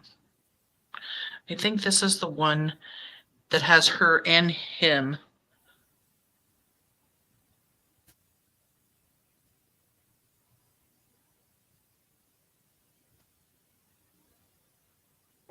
Good. So the first question is if I can have your last name, and spell them both out for me. Notice immediately how she is starting to shake. Her whole entire body, and that's because she's moving that leg up and down, that restless leg syndrome they talk about on the TV commercials. That's what this is. Okay. Jennifer Soto, JENNIFERSOTO. Mother. Jennifer, tell me how you feeling right now. I feel like I can't breathe. All I keep thinking about is, where is she? Is she safe? Is she okay? But we're all a wreck. My entire family is a mess. We're just so worried. When did you first realize, or when did you file a missing report? We filed a missing report. We called the police at like 4:45 yesterday, 4:45 p.m. But she actually went missing early that morning, around between 8:45 and 9 o'clock in the morning. She went missing. We had dropped her off close to the school. She wanted to walk the rest of the way. Sorry. A lot of people wanted to point fingers at her for pausing and getting a smirk on her face because her parakeet or her bird or whatever is talking in the background. But he was just kind of back there like, woohoo, and was just, I think it kind of embarrassed her because she's live on camera right now. There's bright lights in her face and everything.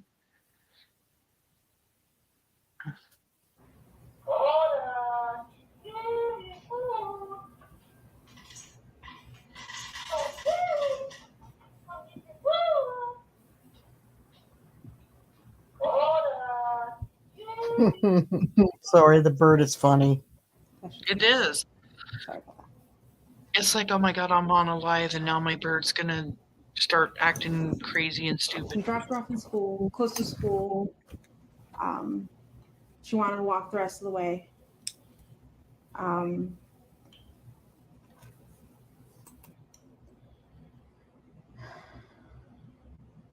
not sure what I'm allowed to share. You share whatever you feel comfortable sharing. I know you had conversations with detectives. Not sure what that conversation is, but whichever you feel comfortable sharing, that we'll put the awareness out there. Yeah, she was spotted walking by the church, by the middle school, on the cameras. They saw her hang out in the parking lot for a little bit. Has anybody here in chat ever gotten so stressed out that their mouth is dry, their lips are dry, and they almost get kind of like a chapped look or like a white chappy look? I know that happens. Absolutely.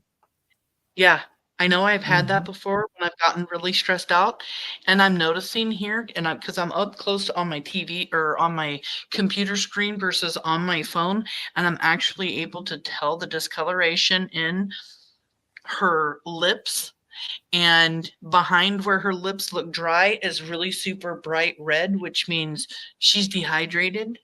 Mm-hmm. Yeah, she's stressed. She's dehydrated. She's trying to think of what to say, but doesn't even know what she's allowed to say. She is stressed out. I'm just not seeing a guilty mom here. I see No, worry. I see worry. I don't think she had I didn't get anything to do with it, and that's my opinion. up and leave. They didn't see a vehicle or anything else. They just saw her walk away around. Again, everybody, they know that that was not her in the video that she is speaking of right now. They know for a fact that she was not there. 9 a.m. heading towards the school, but she never made it. What has the school said?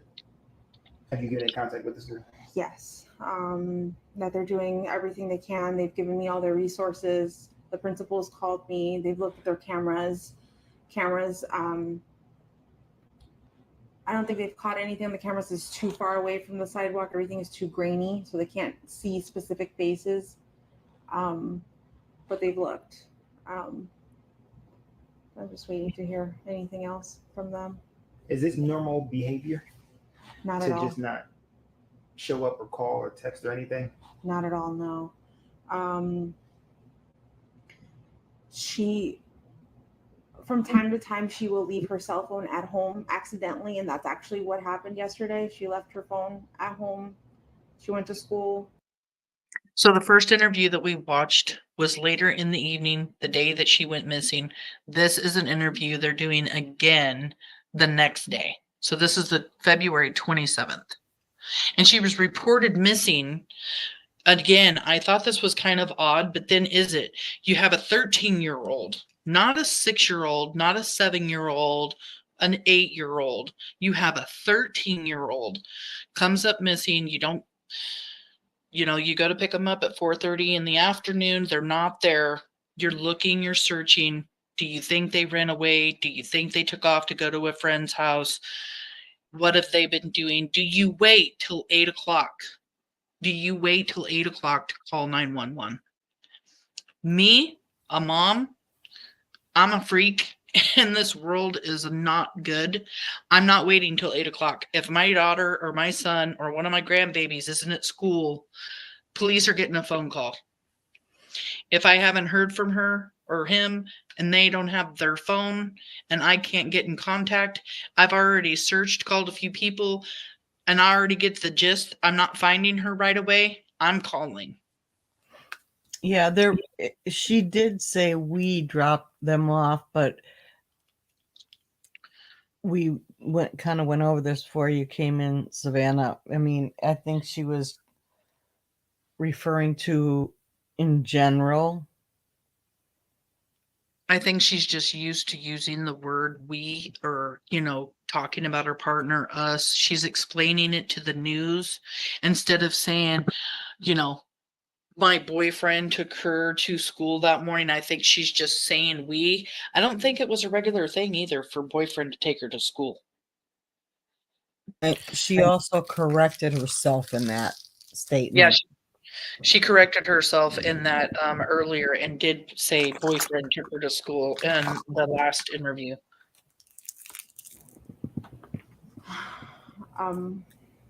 That happens from time to time. She's got ADHD. Her memory, she's very forgetful. So yeah, there's no way to track her right now because the detectives don't have her phone. And I don't know why this just crossed my mind either. But if something's going on with you at home, like we are suspecting in this case, and she's saying she's very forgetful, you don't think about your life, you don't think about your day like a normal 13-year-old would. She's stressed out. She's wondering when something might actually happen again. And I'm, of course, speculating here, but I mean, high anxiety, wondering when this man might hurt me again, when he might come at, you know what I mean? So her being forgetful could be just, and her mom's already said she had high anxiety too. These are all stressors in a child that's getting abused. What's in the comments? I think they wanted Stepmonster to think Ellie thought they saw her on camera. Hey, that is an excellent. I like that, Chaos Queen. No doubt. Because then if they, he thinks that, then of course he's in a panic. And maybe that's what made him decide, oh my gosh, I'm going to delete everything from my phone. I like that.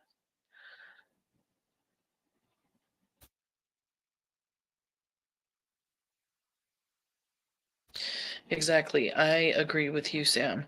Yeah, because I mean, just like if something bad things like this are happening to someone who's been SA'd, which I have been in my life, I'm going to kind of just share a little bit here. You aren't thinking. In my case, it went on for 4 years and it was a horrible thing. And my mind just wasn't in the game. I wasn't getting good grades in school. I never wanted to go home. I would always try to, I don't know. I would just always try not to be put in that position. So, I mean, like you're constantly thinking about what you can do, where you can go, and those kinds of things. I just really think she was stressed out. And a 13-year-old leaving their phone behind is either A, just not something a 13-year-old girl is going to forget about, or B, boyfriend kept the phone there, or C, she was legitimately stressed out and it was just a really normal thing, you know.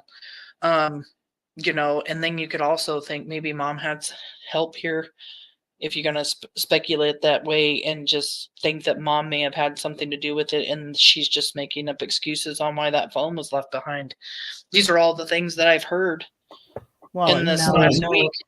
And now we know the phone was never really, quote, actually left behind because she never was brought to school because she was already deceased.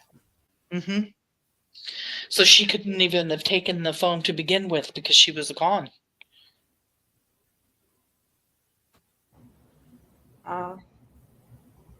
But this isn't normal behavior now. What was the last thing, I guess, the conversation that you two had, you and your daughter? We spoke about her birthday party. She had a birthday party on Sunday. She had a great time. I couldn't make it because I was working, but she had an amazing time. She was so happy with all her gifts. I told her good night, and yeah, that was it. I was the one who took her to school in the morning. That was my partner. Yeah. 13? She's 13 years old. 13, Madeline? Madeline. What are you thinking right now?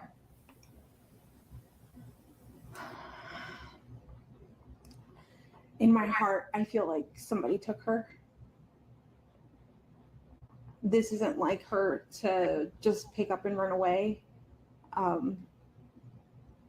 or just not go to school. I don't know what to think. Friends, the friends' parents, you've contacted and went through Everyone. every single person. Everyone that we know that she knows, we've contacted them all, reached out to them. The parents have gone out to search and look for her as well. And we haven't come up with anything yet. I've seen a lot of posts on Facebook, Hunters Creek, rants and raves and what have you. Did people say that they were going to conduct some type of like search party or anything? A lot of people have asked me to volunteer, like if there is one, if they can do one. I have people passing out flyers, going to every store in that vicinity, gas station, church. I think people were being stopped in the street this morning in front of the school to see if they've seen anything, if they've heard anything. My family they're going all out right now. See, and I think that the family is going all out because they want to help mom, because mom's staying at home. I think mom really may suffer from some serious anxiety issues. She's wanting to stay at home because she just can't cope with being out there. I don't know. I say that I don't know that I could, but I would be. That's just me. But yeah, she's definitely, and then if he's being weird and he's being controlling, is he sitting there being like, let's just stay here, let's just stay at home, let's not go anywhere? Because I thought about that too. Let's see, we have Savannah. I heard a statement where she said, and he has also said, we dropped her off. Oh yeah, we went over that. And then Savannah, I fully understand. That is why I understand about these cases, because my whole childhood was nothing but abuse. I'm sorry, Savannah. Unfortunately, my life was the same. It's really crazy because how do I put this? I know in one of my lives I talked to my mom. I've talked about my mom and my mom's mental health. And, I'm going to use my life experiences in my lives. If people in drama want to get started and people want to use that against me later on, then that's what they can do. Because, I heard some people may not be nice to me because of some things that I talk about. And that's okay. I'm going to be real.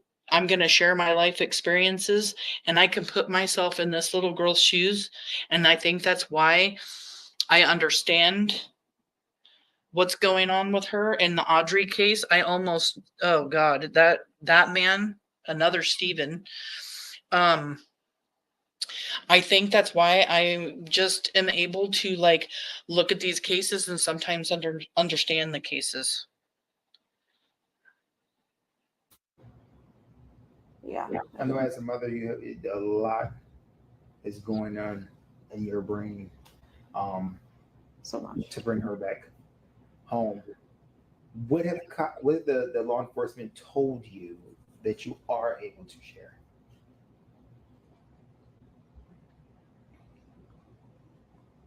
I mean, that they're doing the best they can. They've had detectives come out, interview us. They took a piece of her clothing for the canine dog to see if they can sniff her out. I'm not sure when that's being done. Do you have any inkling where she possibly could be? Like if you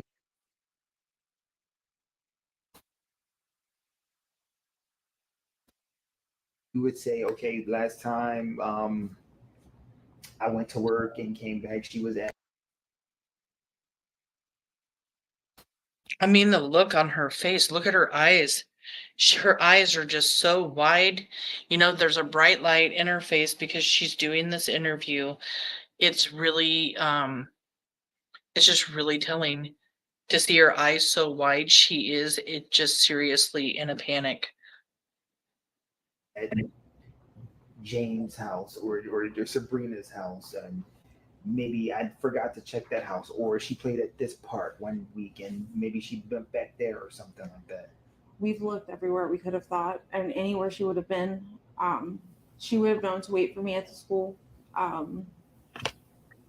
But we did check where if she could have walked.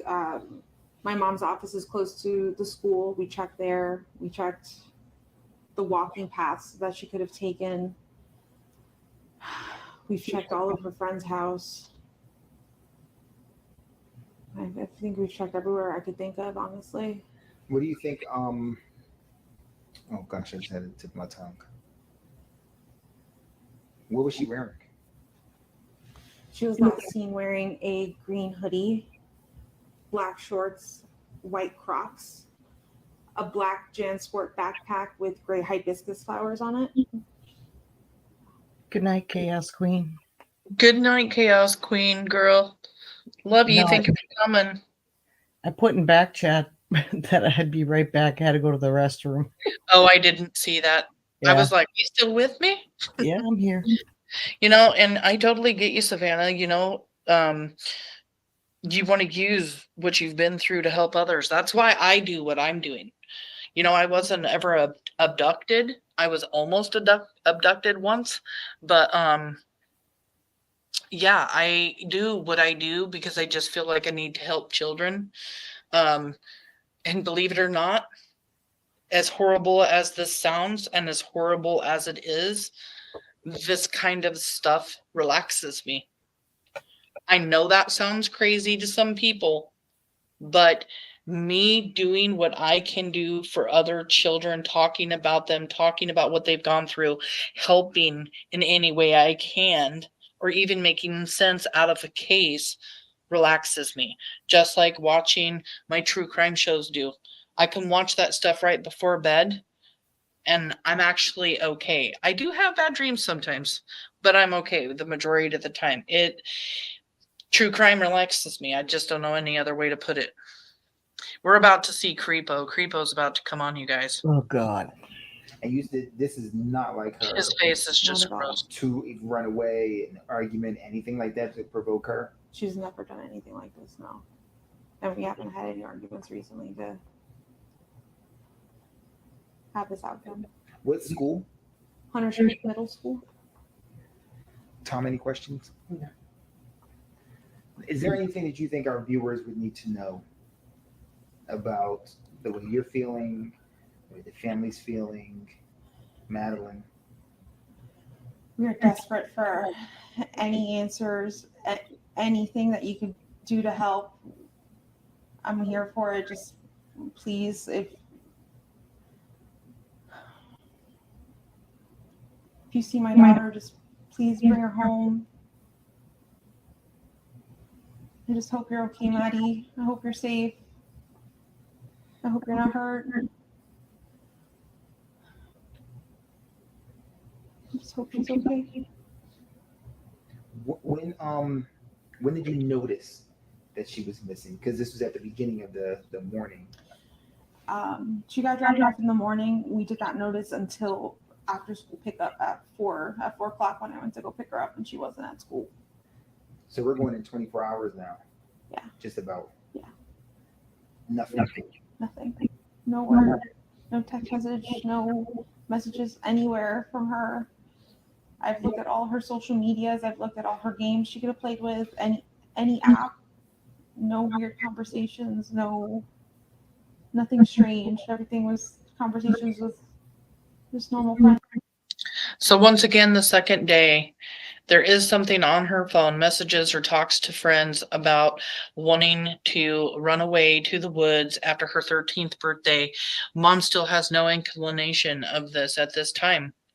And I really think that Chaos Queen was onto something when she said, that law enforcement is probably being really quiet with them because they are, kind of honing in on him already, investigating him, and being quiet with what they tell her because they don't want to run him off.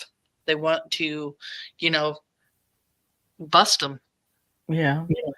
Cindy Sparks says he came back in the morning to show the mom he dropped her off at school. That makes sense. But she was in the back of the car or in the car deceased. Ugh. Yeah, but mom slept in that morning. From what I understand, mom slept in. So did he come back to talk to her? Is that something that was verified? Could I you don't let me know. know that? Cindy, if there's any way you can let me know if that was something that was verified, I would really like to know that. Hey, This just is on. Hi, Chrissy Art. Thank you for being here. This is a great chat. Thank you, beautiful ladies. Great job, in my opinion. I believe this was premeditated. Mother, be extra careful.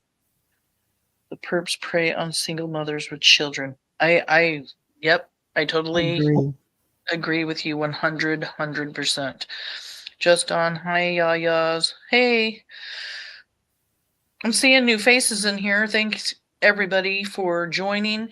I finished all my monetizing and everything. I haven't gotten to making some emojis to start my memberships and stuff. I'm kind of just being a little bit laxy daisy after something that happened to me this weekend. I'll get into that at another time, but thank you guys all so much for being here. Yep. Under us. She knows how to get home by herself, as if, like, let's just say, take a bus or an Uber or something like that. She would know how to get home alone, correct? Sure. I don't know if she would know how to get home. Maybe, I mean, if someone, I'm thinking if someone got in the car with her and if she pointed the way, what roads, she probably could figure out how to get, but like, does she know her full address? I don't think she does. Which would give me it just puts in my brain that she always comes home with someone. She always comes home with me. There's no need for her to really learn. Okay. And you said no time? He knows everything. All right. The first question is if I can get. Here we go, you guys, with Mr. McCreepy.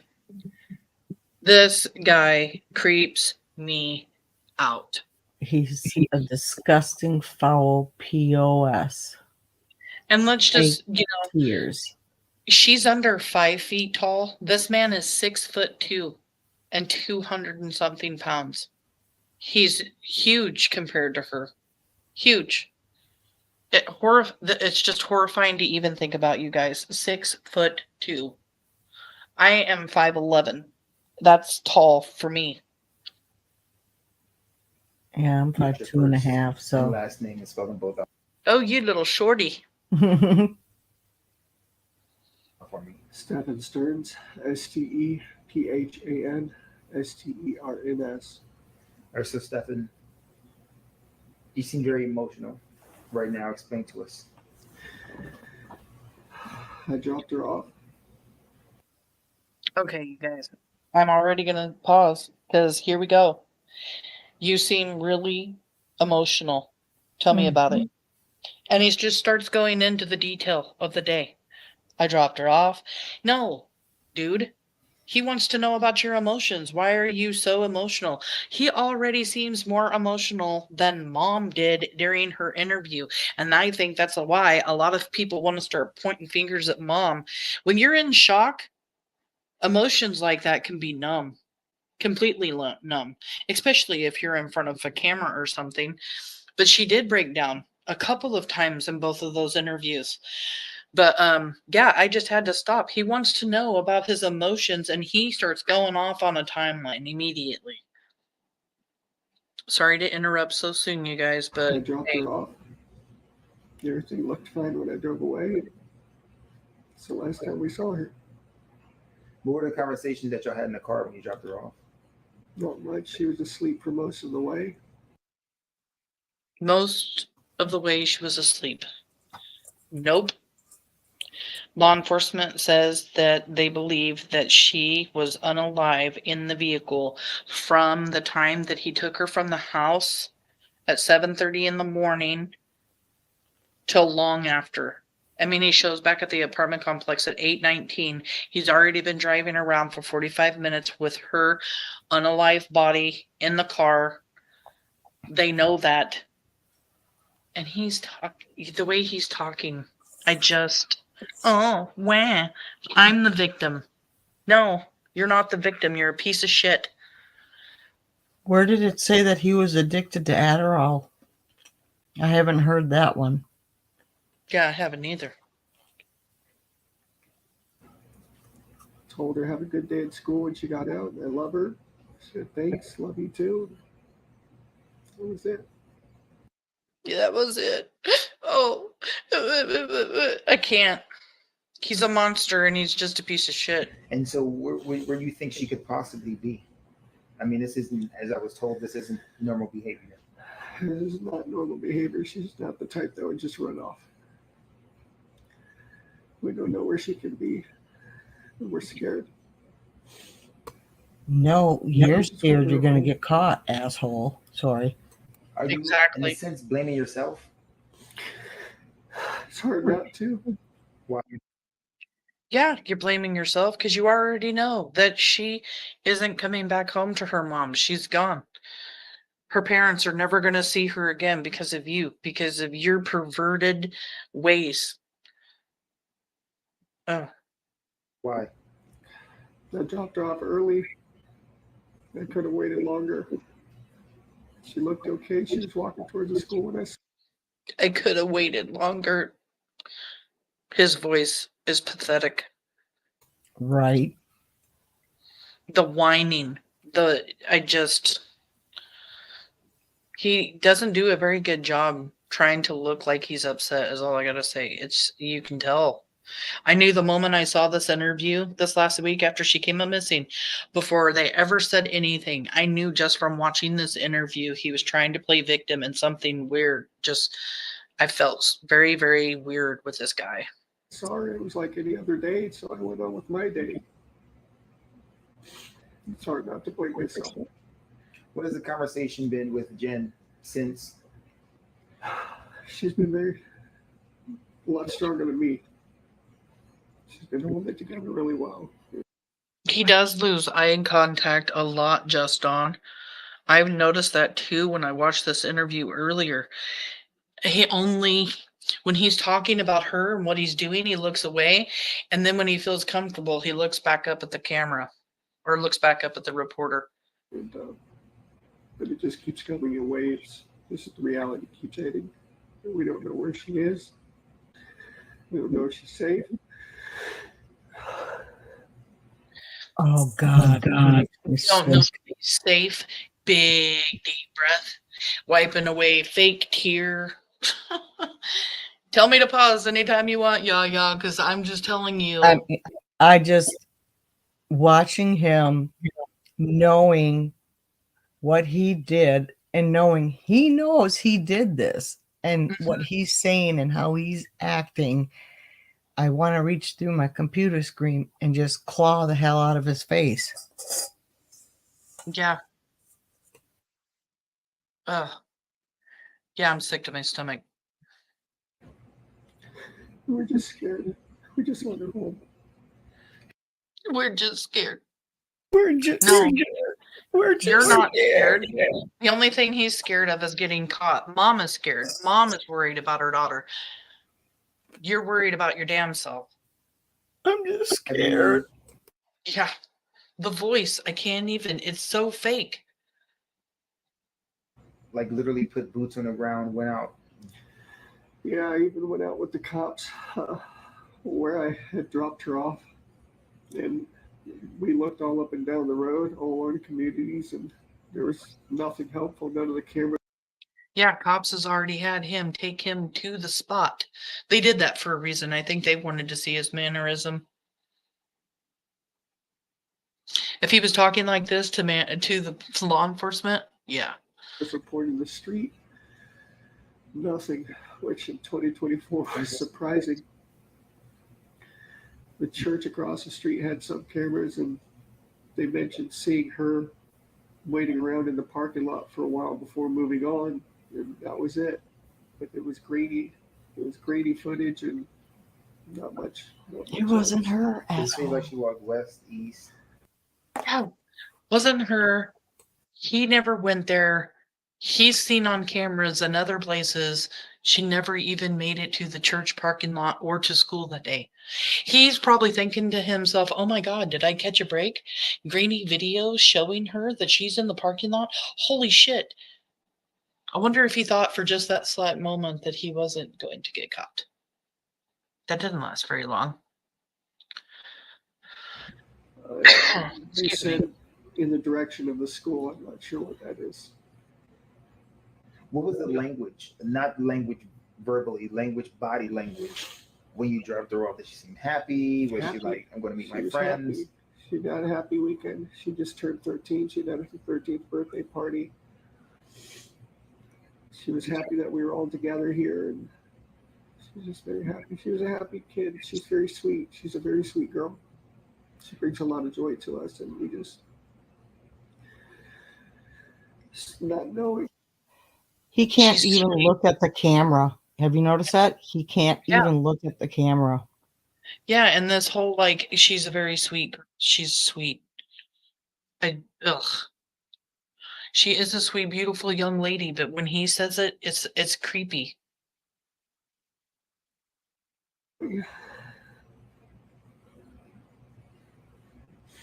So the unknown is killing you. Yeah, it's like sweet. She's a very sweet girl. She brings a lot of joy to us, and we just not knowing.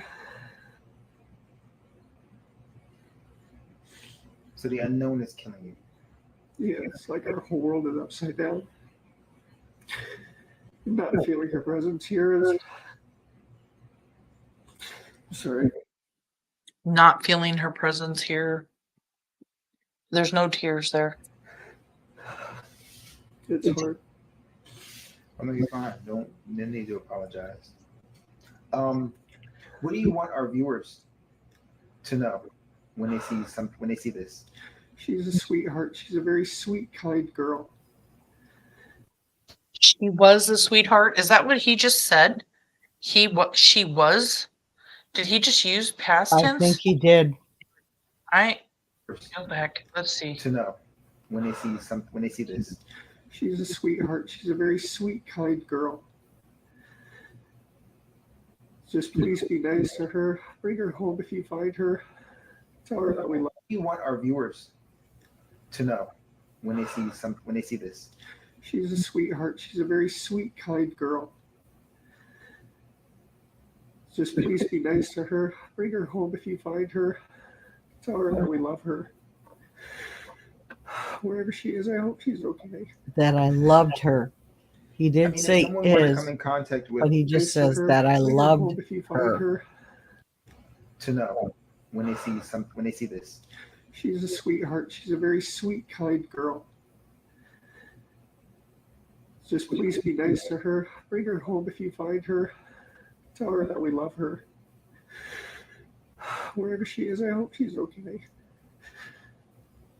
I mean, if someone were to come in contact with her and you gave me her diagnoses, would it be easy to approach her without any like agitation or anything? Yeah. She's a good kid. She's a good kid.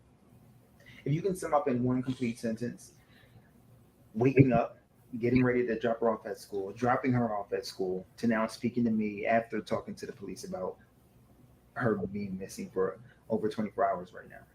In one complete sentence, what would that be? A living nightmare. It's a living nightmare. They started off like any other. But the day didn't start off like any other. He took her unalive body out of that house and put her in a car and started driving around with her, getting rid of her backpack, getting rid of her laptop.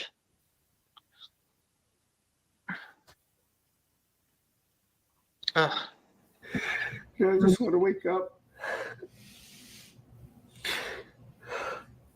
You just get hit with waves of the reality. Just it's setting in.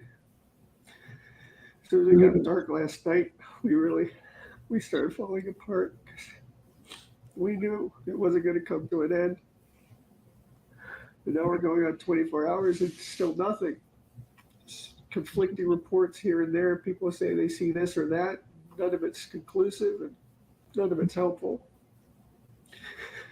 We just wanted a baby girl back. Tom, any questions? No, I'm good. Thank you. Thank God that's over. To sit there like that and play the victim just really pisses me off. Yeah. Because there is family that's really suffering. He's not suffering. No, He's worried about getting caught. Oh, God. I agree. Just Dawn. Holy crap. Yep. Red flag. Yep. Cracking knuckles and sitting behind mom. Definitely CW vibes. Yeah, Chris Watts. Exactly. Definitely been hearing a lot about Chris Watts. A lot of people are saying, he acts like he really is got that Chris Watts, whimpering me playing victim stuff going on. And yes, he is scared. That's his Definitely problem. scared. He's scared he's going to get caught. Homeless, jobless, ped around your precious child. Yep. See, and I'm just finding myself more and more and more feeling sorry for this mom. I think that she's been taken advantage of. I really, really do. I think she's been taken advantage of. I think that he used her to get to her child. I believe there was a grooming process. I think that she just had enough. I think that Madeline was finally going to stand her ground, say, enough is enough. I'm done. And he didn't like it. Or maybe he didn't like her having a crush on another boy. Or maybe, he found the messages in her phone that said that she was going to run away to the woods after her 13th birthday. And he was worried that she was going to start talking. But something happened. And the only good thing that comes out of all of this, you guys, really, that I can even think of is the fact that Madeline's birthday party on Sunday, the day before she was unalived, she had a great birthday. I agree. She had a very good day and she was happy when she went to bed. So that was day 2. That interview with him just then was day 2. The other interview was day 1. Now we're going to watch them talk, or we're going to watch the arrest. That was Wednesday. She came up missing on Monday, the 26th, and he was arrested on Wednesday, 2 days later. It did not take law enforcement very long. They were able, even though he had, what's that called that he did to his phone? I'm having a brain fart. Reset it to manufacture reset. Yeah. Resetting that phone on the 26th, the day that she comes up missing, huge red flag to law enforcement when they say, hey, do you mind if we can look through your phone? And he was like, no, yeah, go ahead. But just to let you know, I accidentally, factory reset my phone. No, you didn't. You didn't accidentally do that. You did it because of what was in your phone. And we know that because of the affidavit that I will read here shortly. And it's disgusting. I won't put it up on my channel for people to see. If you want it, you can, after the live is over, you can get a hold of me on message. The best way really to get a hold of me if you ain't got my phone number is either through my email, which I'll put up right now. Contact me through my email. Actually, I'm not going to put up my email. After the live, in the comment section, not in chat, I will put up the link for you guys to go over and see it for yourself. That'd probably be the easiest way. That way you guys can click on it. If I forget to do it tonight, I'll be on it in the morning. But yeah, I'm not throwing that up on the panel. I watched somebody else throw that up on panel and I was looking at, I'm just like, nope, I'm not. It goes into some disgusting, horrifying details that I just don't want up on my channel. but I will read it in a way that everybody understands what it says, but I'm not going to read it word for word because it's really gross. You have me on Facebook, Savannah? Thank you. Just on, yes, there are several steps you have to go through to reset it. And it asks you, are you sure? And So, because I am just got monetized, I would love it if everybody in chat would go over, give me a thumbs up. It really, really helps the channel grow. Yeah, if you guys could do that for me, I would love you for it. I appreciate everybody being here. Thank you, Justin. Now let's watch this arrest. I do that first thing. I usually do that too when I go on other people's. I like to support the other channels.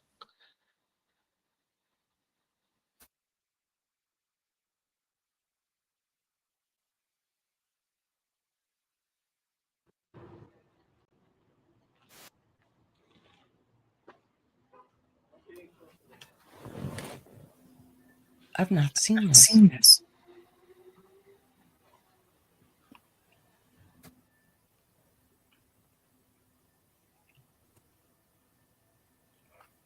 Purple look.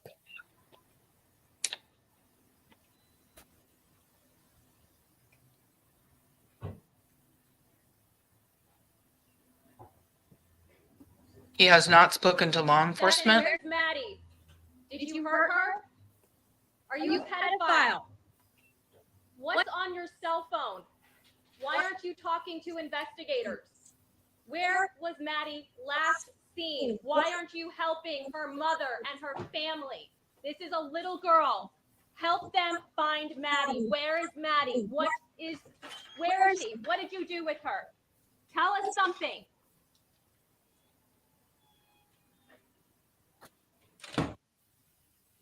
He don't want to whine now, does he? He doesn't say shit from the moment he gets into jail, you guys. He gets into jail, they try talking to him. He refuses to talk to anybody. He lawyers up immediately. He's been in there and hasn't said a friggin' word to nobody. He will not talk about it. I can't even imagine what her mom is thinking right now. They arrested my boyfriend. They arrested my boyfriend because they have evidence of something on his phone. What? Show me, tell me. That's what I would want to know. Show me or tell me what's on his phone. Because some part of you is going to go in a little bit of denial, like there's no way, because you don't want to ever imagine that you would be with anybody like that, right? There's no way that happened. You guys are wrong. This is ridiculous. Show me then. Show me or tell me. And then they either show her or tell her or something or prove it. Fall apart mom. Beating herself up, feeling guilty. Or in another instance, did she have something to do with it? I just really, I do have some questions, but I just really don't feel like mom had anything to do with her daughter's disappearance. I really don't, you guys. I don't either.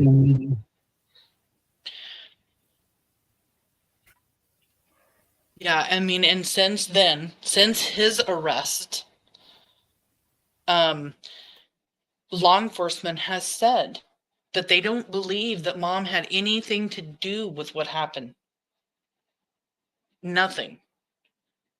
So, the way that they were able to prove so they have him on camera in the morning putting her stuff, Madeline's stuff, her backpack, and her laptop from school in the dumpster at her house.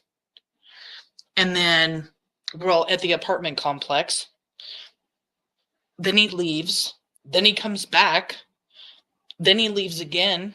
He's seen on video camera between like 1:30 and 2:30, 1 to 2:30, something like that, driving around in the area where her body was found. And that's driving around still. Okay, so let's just do the math on that. 8:30, 9:30, 10:30, 11:30, 12:30, 1:30, 5 hours. 5 hours, you guys. Oh. He's driving around with her for 5 hours? Wow. I hadn't even done the math on that yet. So she's been in the car for 6 to 7 hours. And unalive for God knows how long. Law enforcement says early morning hours. When I hear early morning hours, I think 2, 3, 4 a.m. in the morning. I don't know about you guys, but when I hear early morning hours, that's what I'm thinking. Mm-hmm. You know, I've heard a lot of people talk. How did mom not know if she was home? What had happened to her? And that's where I went into speculating whether or not he had smothered her in some way. And if that's why they know that she was harmed there at the house, because doing that, whatever you do that with, can leave like different saliva, can leave like certain things on like pillows. I don't know. Was there dogs that came into the house that smelled like a cadaver dog or something? Did they come into the house? Did they hit on something? What happened? Because they're really being tight-lipped about that. Oh, yeah. Keeping that very close to the vest. How they know. And they do have the evidence that was on his phone, but still. Let's read some messages here.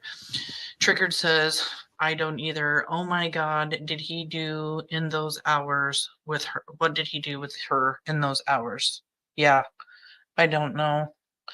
Police have special technology to find deleted or anything on your phone ever factory reset a sick evil monster for what he had on his phone. It's very disturbing, you guys. We need to put up some trigger warnings because I am about to go over the affidavit. Warning, warning, warning, warning for anybody that's ever been SA'd. You may not want to hear this. I'm not going to go into real specifics. I'm not, you guys. It's really disgusting. But I will give you an idea of what it says. Again, I'll link it here in the comment section if you guys want to read it for yourself.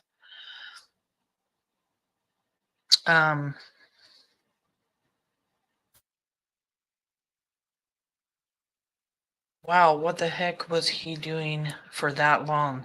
Yeah. Probably in a panic, right? Probably just in a panic trying to find a good place to, like, I guess, put her. But that's a long time to be driving around. And in that time, they're also saying that he got a flat tire. And bring this banner real quick. If anybody in the area has any information regarding, you know, this case, if you saw anything, I do have the vehicle, so let's put that up here. Let me see if I can find it.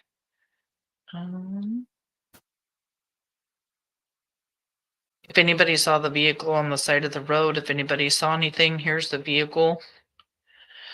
You can see where he had the flat tire because that's a donut in the back. Driver's side. But yeah, if you guys have any information at all about this case, please call the crime line. It's 407-423-8400.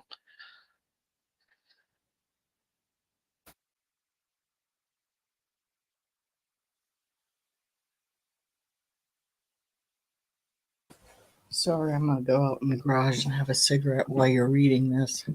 Oh, you're fine. And wow, what the heck was he doing for that long? Before YouTube, I studied criminal justice on my own. House crime scene? Yes. They were saying that in the affidavit it speaks about that. In the pictures and videos that he had, they know that something had happened in the house. Well, actually, they know things have happened in the house, but I'm not sure if they were talking about her being unalive. I think it was more of the SA. Thank you for that trigger warning, Sarah. I had to stop a few times. It's awful. It is really awful, and it's going to It's take me a horrible. minute to get through because it's so bad.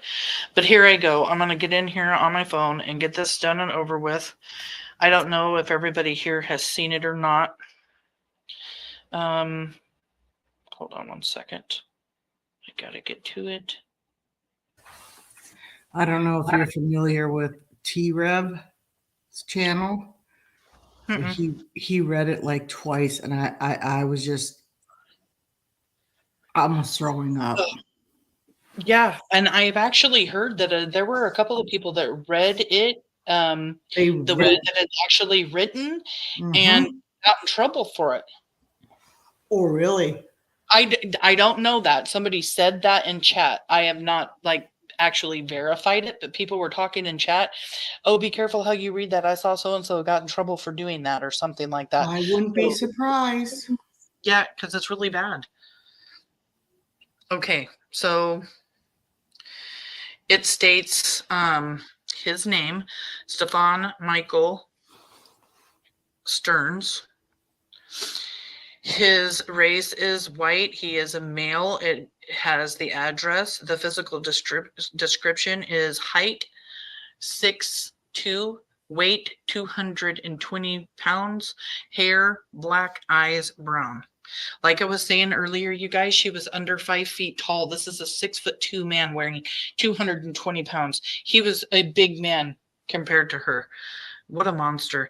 It's just sick. I remember dating a guy that was 6'2" once, and about his size, and this back in high school, and I was like, at that time I was probably like 5'1", 5'2", and maybe 100 pounds soaking wet, and I came up to like the middle of his upper arm. Yeah.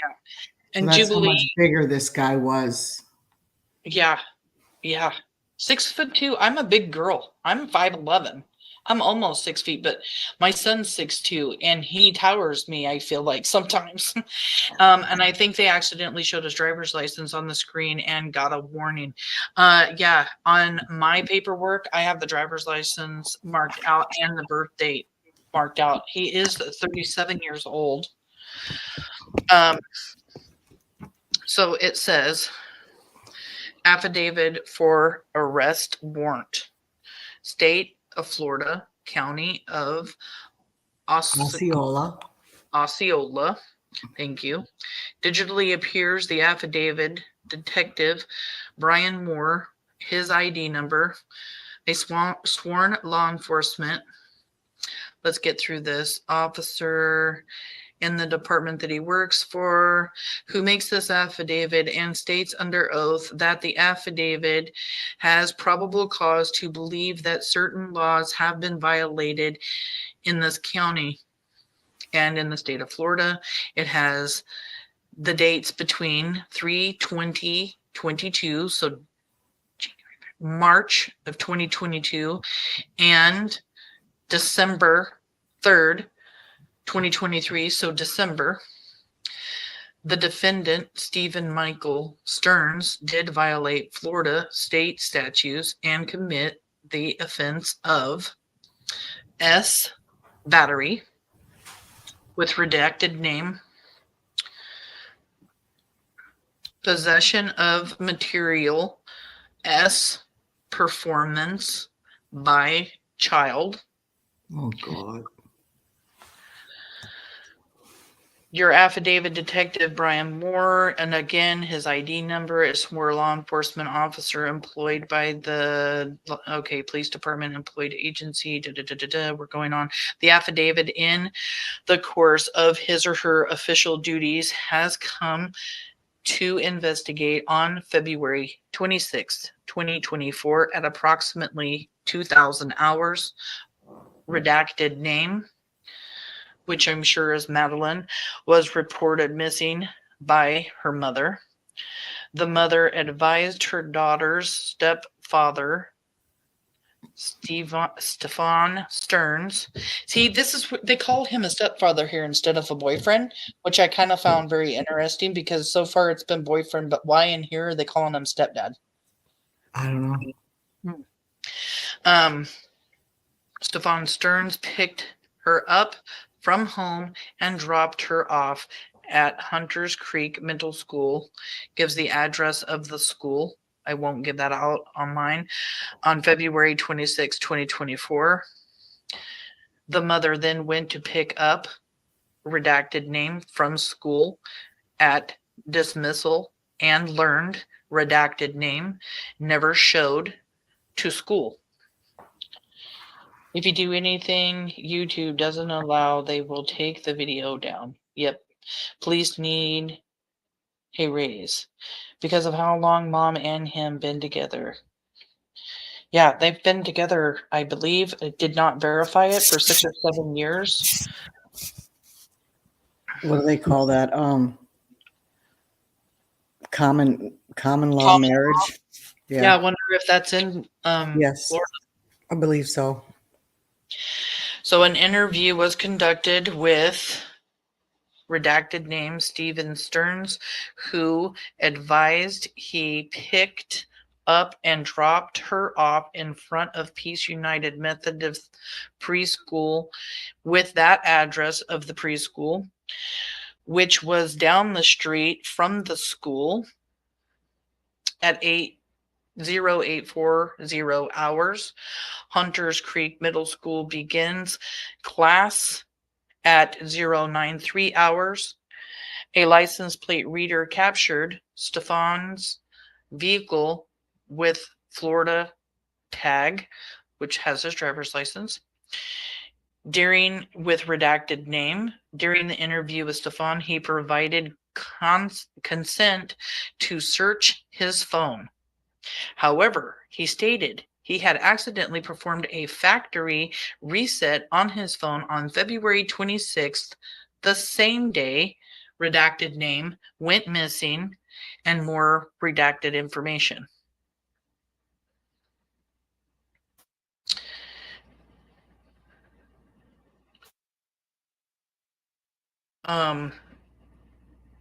Officers of Kissimmee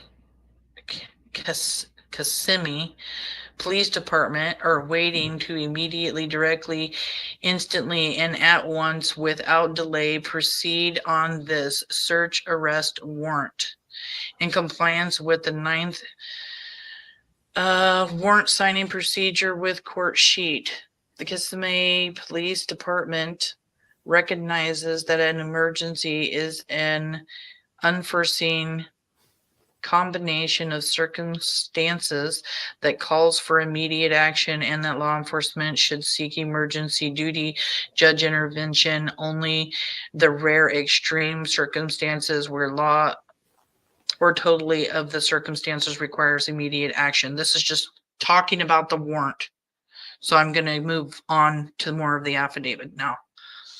After an extensive canvass of the area and interviews with redacted name, family, and friends, it was unusual for redacted name to be dropped off down the street from the school and not stay in communication with family and friends. Upon reviewing the contents of Stephan's phone, several images and videos were located with depicted redacted information. And this is where I'm going to be very, okay, you guys, this is difficult. Videos were located with depicted images or something of what's on a woman up top, what's on a woman down below. I'm not even going to tell you that part. And those are a focal point of the pictures and videos. There were also pictures and videos depicting redacted information. A woman's down below. And what I'm speaking with now being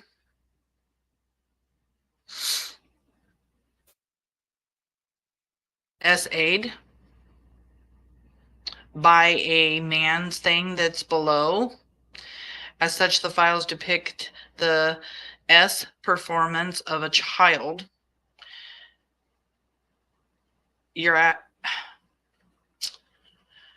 has probable cause to believe Stephan was in possession of material depicting the S performance of a child.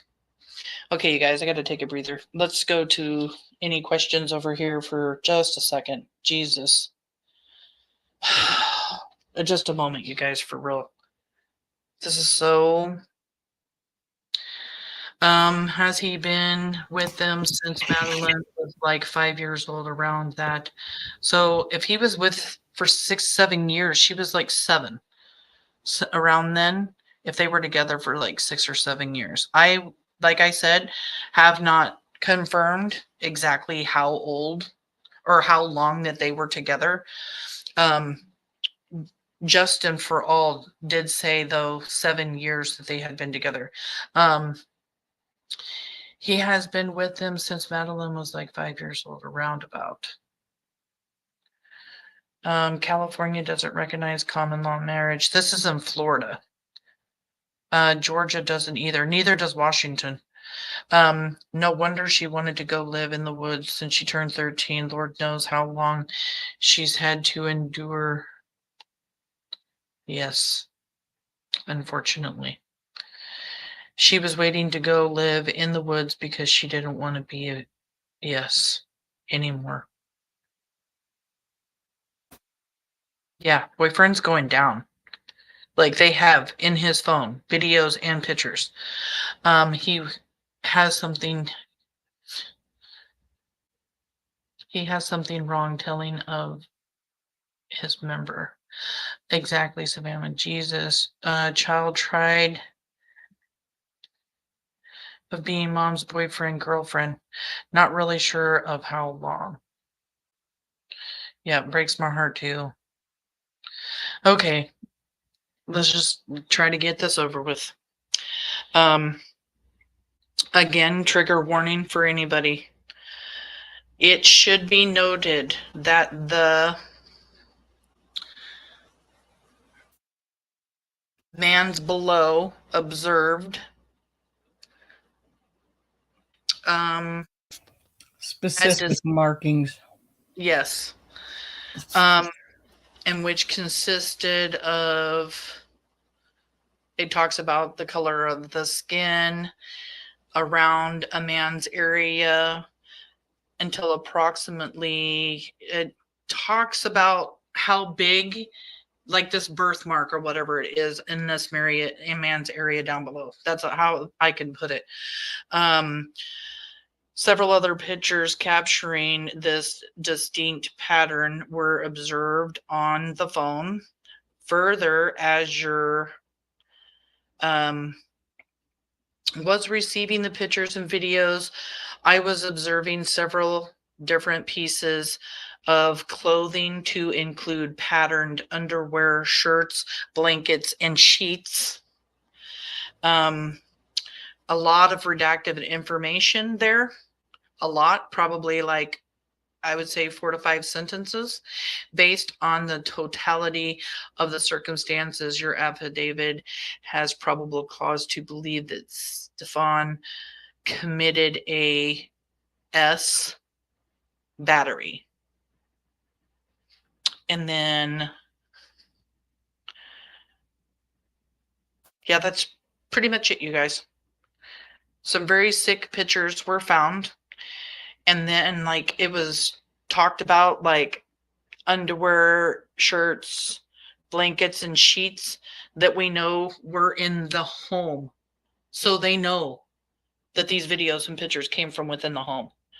So you can only assume or allege, that these redacted names is her and that she's the victim in this. It says, sheriffs of the state of Florida, special agents of the Florida Department of Law Enforcement, any investigation of the several state attorney's office, any police officer of the Kissimmee police department.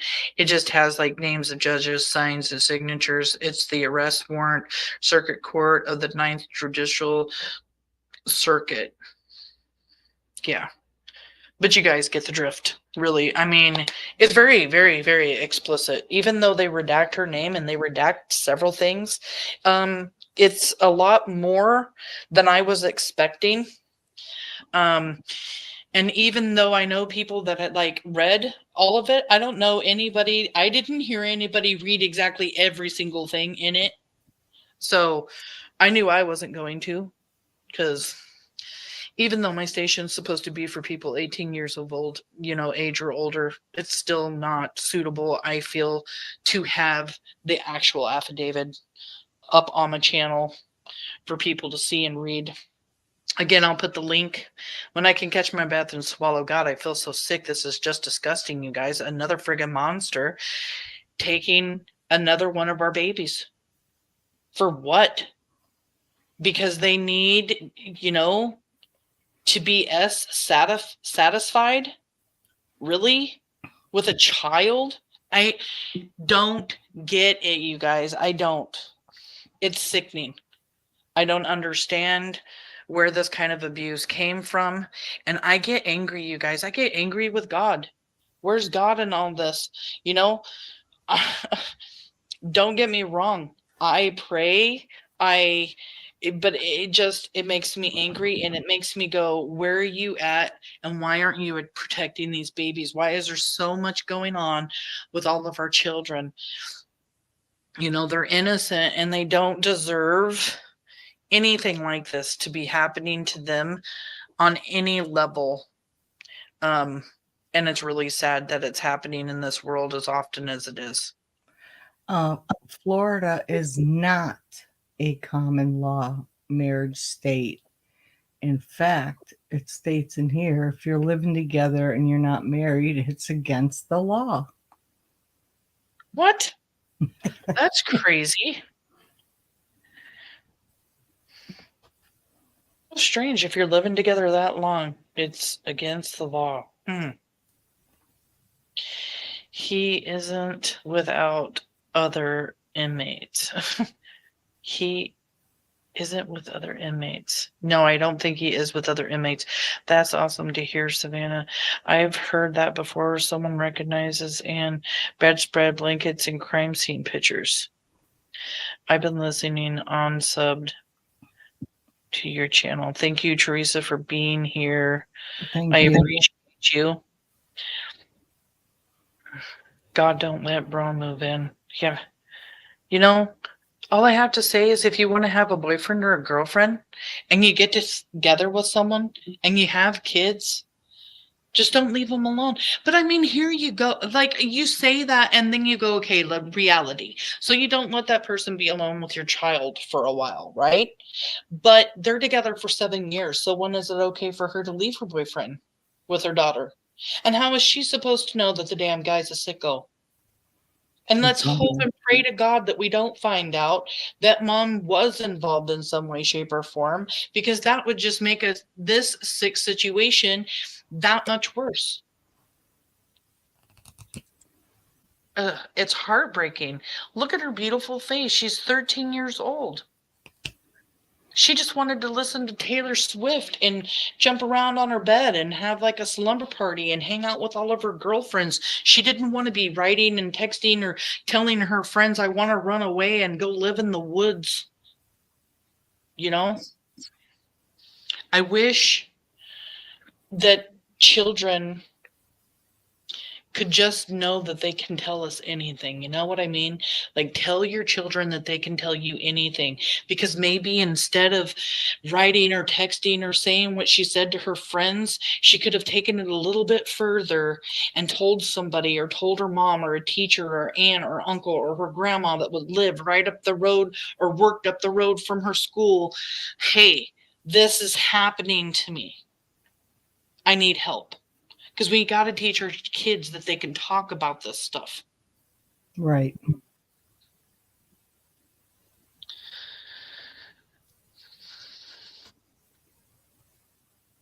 But this is true. They're usually not around other inmates.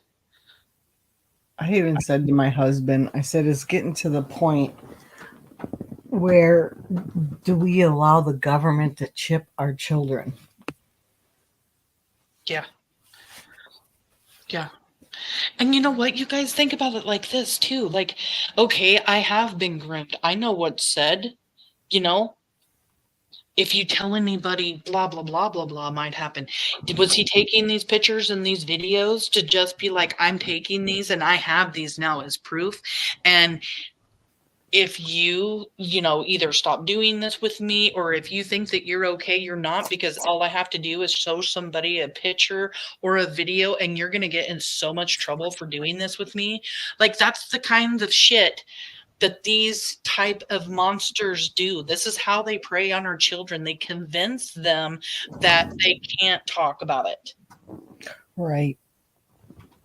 Or I'll K your mom if you say anything. Mm-hmm. You know, the threats. Yeah, or if you got siblings, like I'll hurt your, you know, I'll hurt your baby sister or your baby brother if you say anything, or I'll go after your family members, you know, or I'll hurt you if you say anything. And then that's also scary. Then, you know, I'm sorry, go ahead.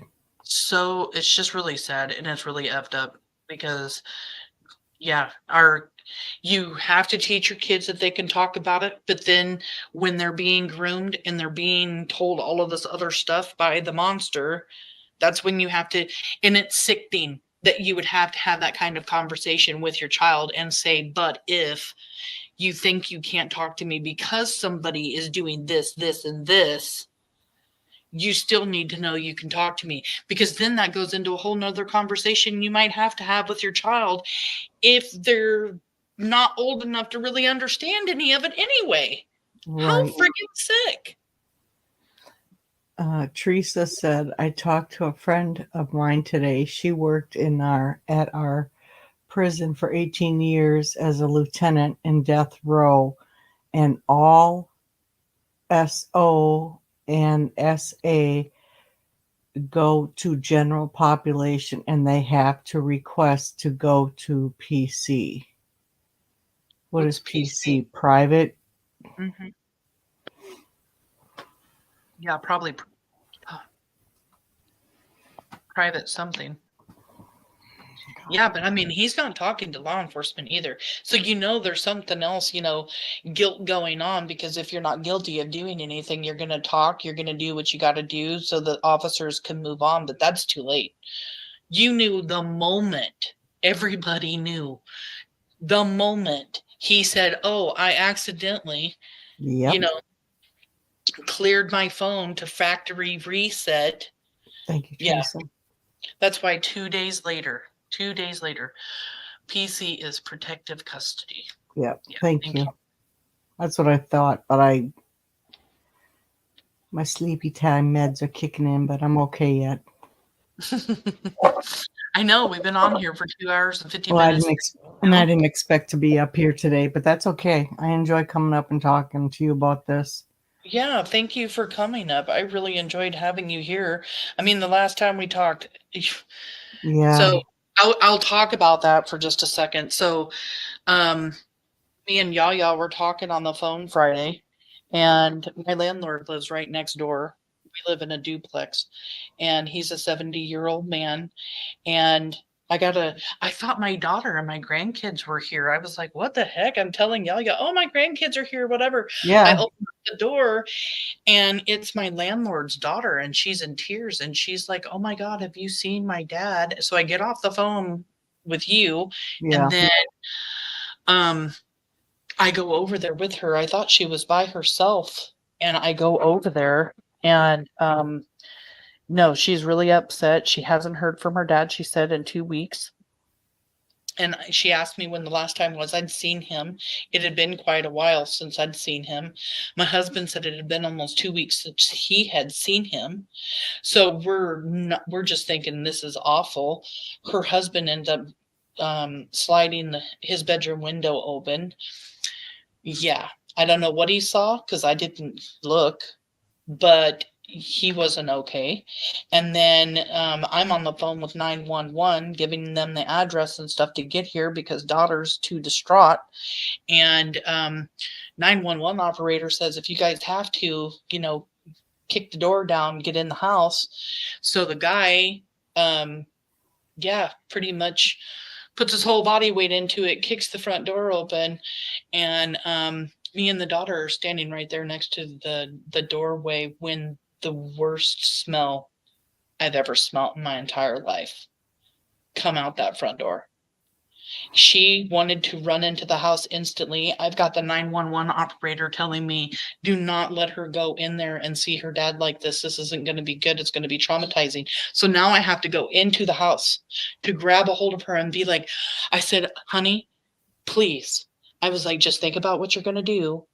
I'm thinking about this now, going, there's no way in hell anybody would stop me if my mom or dad were gone in another room, just saying. And I'm like, do you want to traumatize yourself? And she just looked at me, and the smell was so bad we were gagging. We just got out of there. But I feel bad because I'm usually right on it, and I'm always asking my husband, did you see Ward today? And he was like, yeah, I saw him, and I, whatever. Or we'll pull up and we see him. And it has been a minute since I've even asked my husband, like, have you seen him? Because he's not getting around very much and stuff. And whatever happened over there was not good. I don't think it was natural causes. I think he might have hurt himself. I don't know that for sure, but that's what I don't know. The husband was just asking some really weird questions and stuff to law enforcement, and it was just really bad. And me and my husband thought we heard a gunshot about a week and a half ago, and it sounded like it was so close. And so I had to have long conversations with law enforcement and tell them like when the last time it was that I saw him, and just tell them all the information and stuff. So this weekend's just been kind of weird, to say the least. And they say that smell is a smell you will never forget. I swear to you, I felt like I was eating the odor. I couldn't get the smell off of me. I tried to take a shower. I tried to change my clothes. I was wondering if it was coming through the walls. I kept smelling it and smelling it. My granddaughter came over an hour and a half, 2 hours after this happens, by the way, and I have her for overnight. We're going to this Taylor Swift laser light show. She comes over. I'm just telling you guys, I'm fucked up. I'm not okay. I am not okay. I'm like deers in the headlight, emotionally drained, stressed. Take her to the laser light show. Got a smile on my face. Bunch of girls in the laser light show for Taylor Swift. Oh my God, it was the cutest thing ever. Can you guys hear like 100 little girls right now, all from like the age of 8 to like 12 years old, all like, you don't know about me, 22, and they're all like dancing around, throwing their hands up. They've got their little lasers going, or like little fluorescent things that you can buy and crack, the bracelets and all that. So they're doing all of that while the laser shows in the planetarium at OMSI. I took some videos, and I was really happy the whole entire time we were at the laser light show. And the moment we left there, boom, thought about it all over again. And I'm just like, oh my God. So that's what it's been all weekend long. My mind's just kind of been I can't even imagine. You know what? And he is the nicest old man ever. He moved in next door about 6 months ago after he tried selling this place and couldn't sell it. And then he split up with the person that he was with and moved in next door. And I was thinking to myself, oh my God, I don't want my landlord to live next door. But I mean, he's just this cute little old guy. And he never was like nosy or nothing. He was always so quiet. And we, every time we seen him, we had a good conversation. And yeah, I don't know. I just felt bad for not, like, I don't know. I just have been feeling really bad and beating myself up for not. But what was I supposed to do? Even if I would have asked my husband, like, hey, have you seen Warden? He said, no, what am I going to do? Yeah. It's kind of like none of my business, and we don't really go over there and like knock on the door to talk to him or nothing. We just see him like when he's out doing yard work, or we are, or when we're coming and going and stuff, because he's really private. He was in the Marines for a long time, so he's just like, don't get into my personal life kind of thing. Mhm. And yeah, it's just a really strange situation. And the daughter screams. I was just, oh my God. I feel so sorry for them and their family. Like I said, I don't know what happened in the house, but I don't think it was something natural, because the police ended up coming. There was like 4 or 5 police cars. When the coroner got here, they were here for almost 2.5 hours. And I'm Wow. just like, what? That's kind of weird. Hi, Amy. But yes, hi Amy, how are you? Thank you for being here. I'm just talking about my weekend and my crazy weekend actually. Yes, I am taking care of myself. I was actually already taking a social media break after you know, just dealing with all of the kids' stuff here lately kind of got to me, and then it all seemed to be so back to back to back. Mm-hmm. We had Harmony Montgomery, which I didn't follow that case at all. I didn't start following that case until the court started. Then everybody was talking about it being on court, so I watched the entire thing. That was sick. The way that all happened, I couldn't get over. Like in this instance, we're sitting here talking about Madeline and how he drove her around forever in the car. And then in the Harmony Montgomery case, they're moving her around in a duffel bag and then in an ice chest, and they're moving her around from spot to what? And then the smell gets so bad in the Yeah. shelter that they're living in, that the smells going through the vents and everything else. Maintenance ends up coming and everything, trying to figure out where the smell comes from. They realize, they know where the smell's coming from, so he fixes the smell anyway. But yeah, and then right after that, well, during the court thing, Aubrey comes up missing, and we're like, what the heck? And then we find out about another monster. Hasn't been said yet that he has SA'd her in any way, but from his background, it's probably very plausible that happened. Then And Elijah. yeah, then Elijah. And This then this one. little boy, 3-year-old little boy who is left with a monster, being Oh. left with a man so he can be punished and reprimanded. What did mom say she did it for? For not punishment, it was to not teach a lesson. What was her exact words? It was to make him be a big boy or something like that. yeah, to teach him how to be a man. Yeah, teach him how to be a man. A 3-year-old little boy. Let's teach him how to be a man. Send him over for a week to go stay with a man who is giving him cold showers, making him pray, keeping his arms up, standing in one position for long hours at a time as punishment. Doesn't even sound like he was getting fed very well. Only no, because he was still on a bottle. Yeah. Changing his diaper once a day. And then if he overfills it, they gave him ice cold baths. What is this world coming to? And now this case. Yeah, after Elijah, I almost did a live on Elijah. That's actually that one time when you were doing a live with Justin and I was trying to get a hold of you. I was going to see if you wanted to go over the case with me a little bit, because I was thinking about going over it too. But then that's when it happened. That's when it hit me. That's when it was like, okay, this is 3 kids in a row. And now we're not just talking about being SA'd. We're talking about physically torturing, a poor child. And I've also been watching that one case where the woman and her teenage son starved to death and torture the 15-year-old little boy. Have you guys seen that? Heard No, about that? no. Oh my I God. just saw Teresa put It's something in chat. There's a 15-year-old boy that was autistic in Tennessee now too. Oh yeah, he just came up missing. I saw that. But someone, a boy that lived in a couch. This one woman and her teenage son, she was almost forcing her teenage son to help her abuse the other child in the home. What was her name? Something Ark. Yes, Shonda. And it's R.I.P. Rest in peace, Timothy Ferguson. If you guys haven't seen this case, beware. Trigger, trigger, trigger, trigger. Warning. It has nothing to do with any kind of SA, but this boy, he's kept locked up in handcuffs.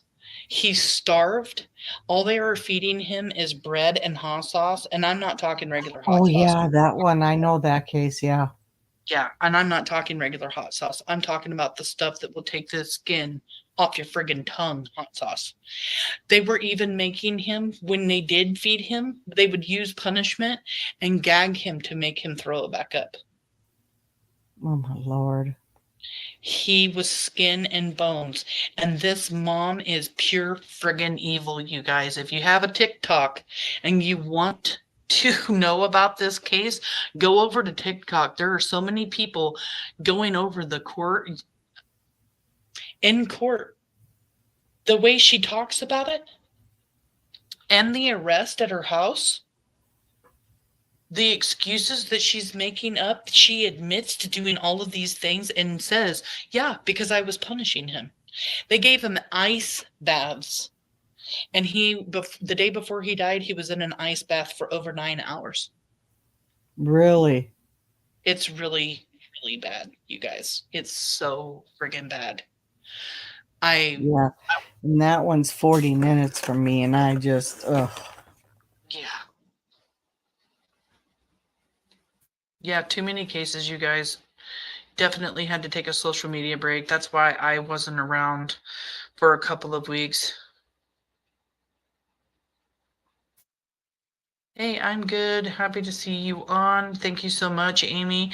Like you just heard, I've been social media break a little bit because of everything going on. Yeah, just discipline. That's what it was. She sent him over there for a week for discipline. Yeah. And to show him how to be a real man. The Right. evidence in John Bonet's case, yep, that's been coming out too. I didn't Savannah, hear that. you know what? They went back and they're re-looking over the same guy they looked at before. He lives in another country. I can't remember his name right now, but this is one of the original suspects that they had in the very beginning. I never thought that the parents or the son ever had anything to do with it. And the parents and the son were talked about for a long, long time.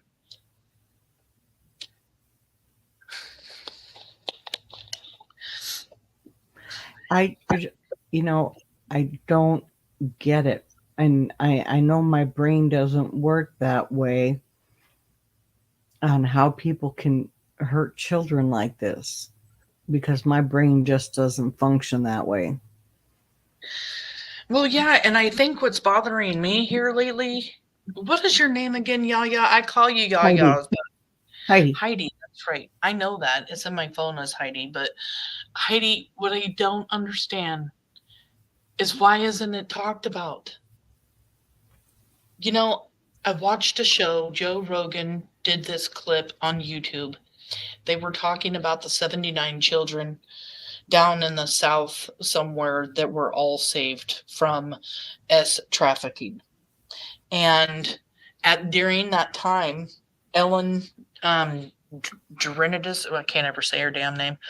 There was something going on, and an employee of hers had said on the news or something that she wasn't a nice person and she was mean to her. Generous, yeah.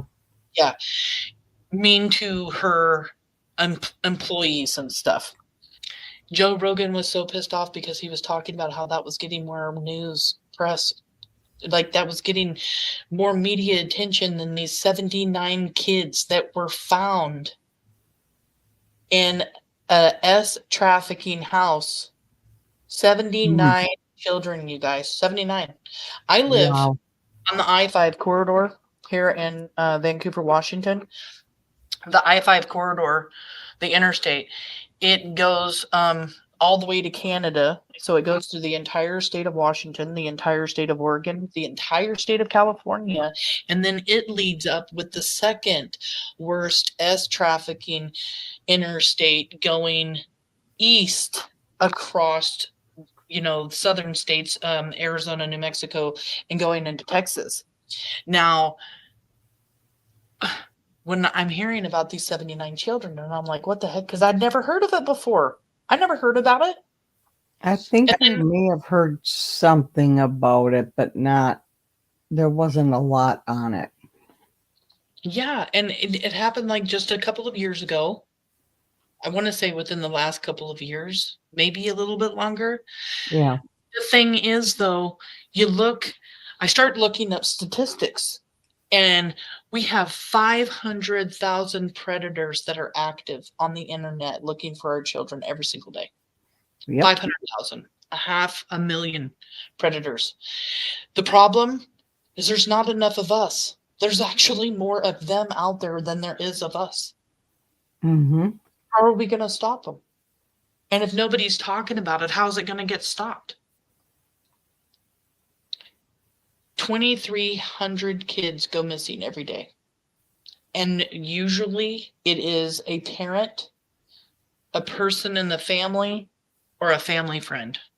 Right. And out of all of those, you do get a high number of the children are returned back home.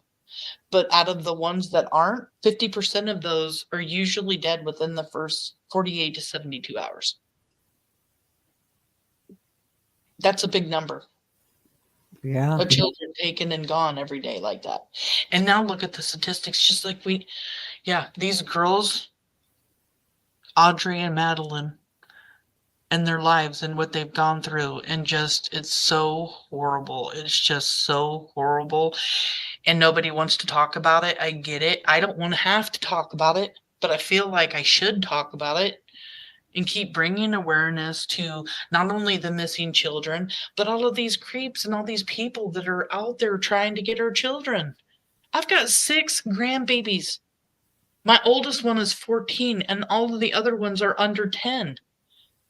Like, this is horrifying. Yep. And these S traffickers, they're looking for children between 12 and 14 years old, right around the time they get their cell phones.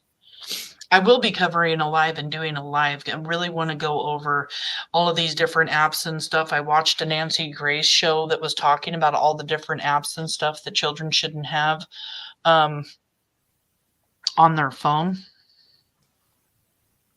Oh, you did send me a potty break in my private chat. See, I didn't even know I had that till you did that. And I saw it. I'm learning still.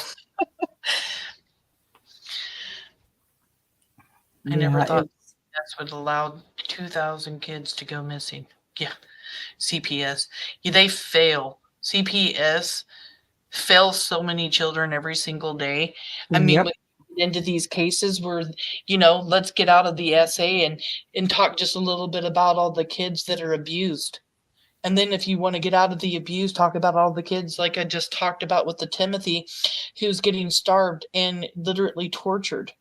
I saw a TikTok the other day where this little boy, he's 6 years old, telling his teachers at school that he doesn't want to go home because he doesn't want to go back to the cage. They send CPS out to find out that this little boy's been literally being kept in a cage at the house, and that his younger sibling, which isn't very old either, is also being kept in a man-made cage out of wood, you guys. Kept in a cage. Oh my gosh. I'm sick. This is why I took a social media break, because I take a social media break. I am so ridiculous. I take a social media break and I'm not doing anything, but guess what I'm looking up? Statistics. Go figure, right? I'll just research something else. Then I find out all this other stuff. And then my mind's even blown and I'm just that much more messed up. And I'm like, really? Okay, well, now I have to talk about it because this is bullshit. Because there's just too much of it out there.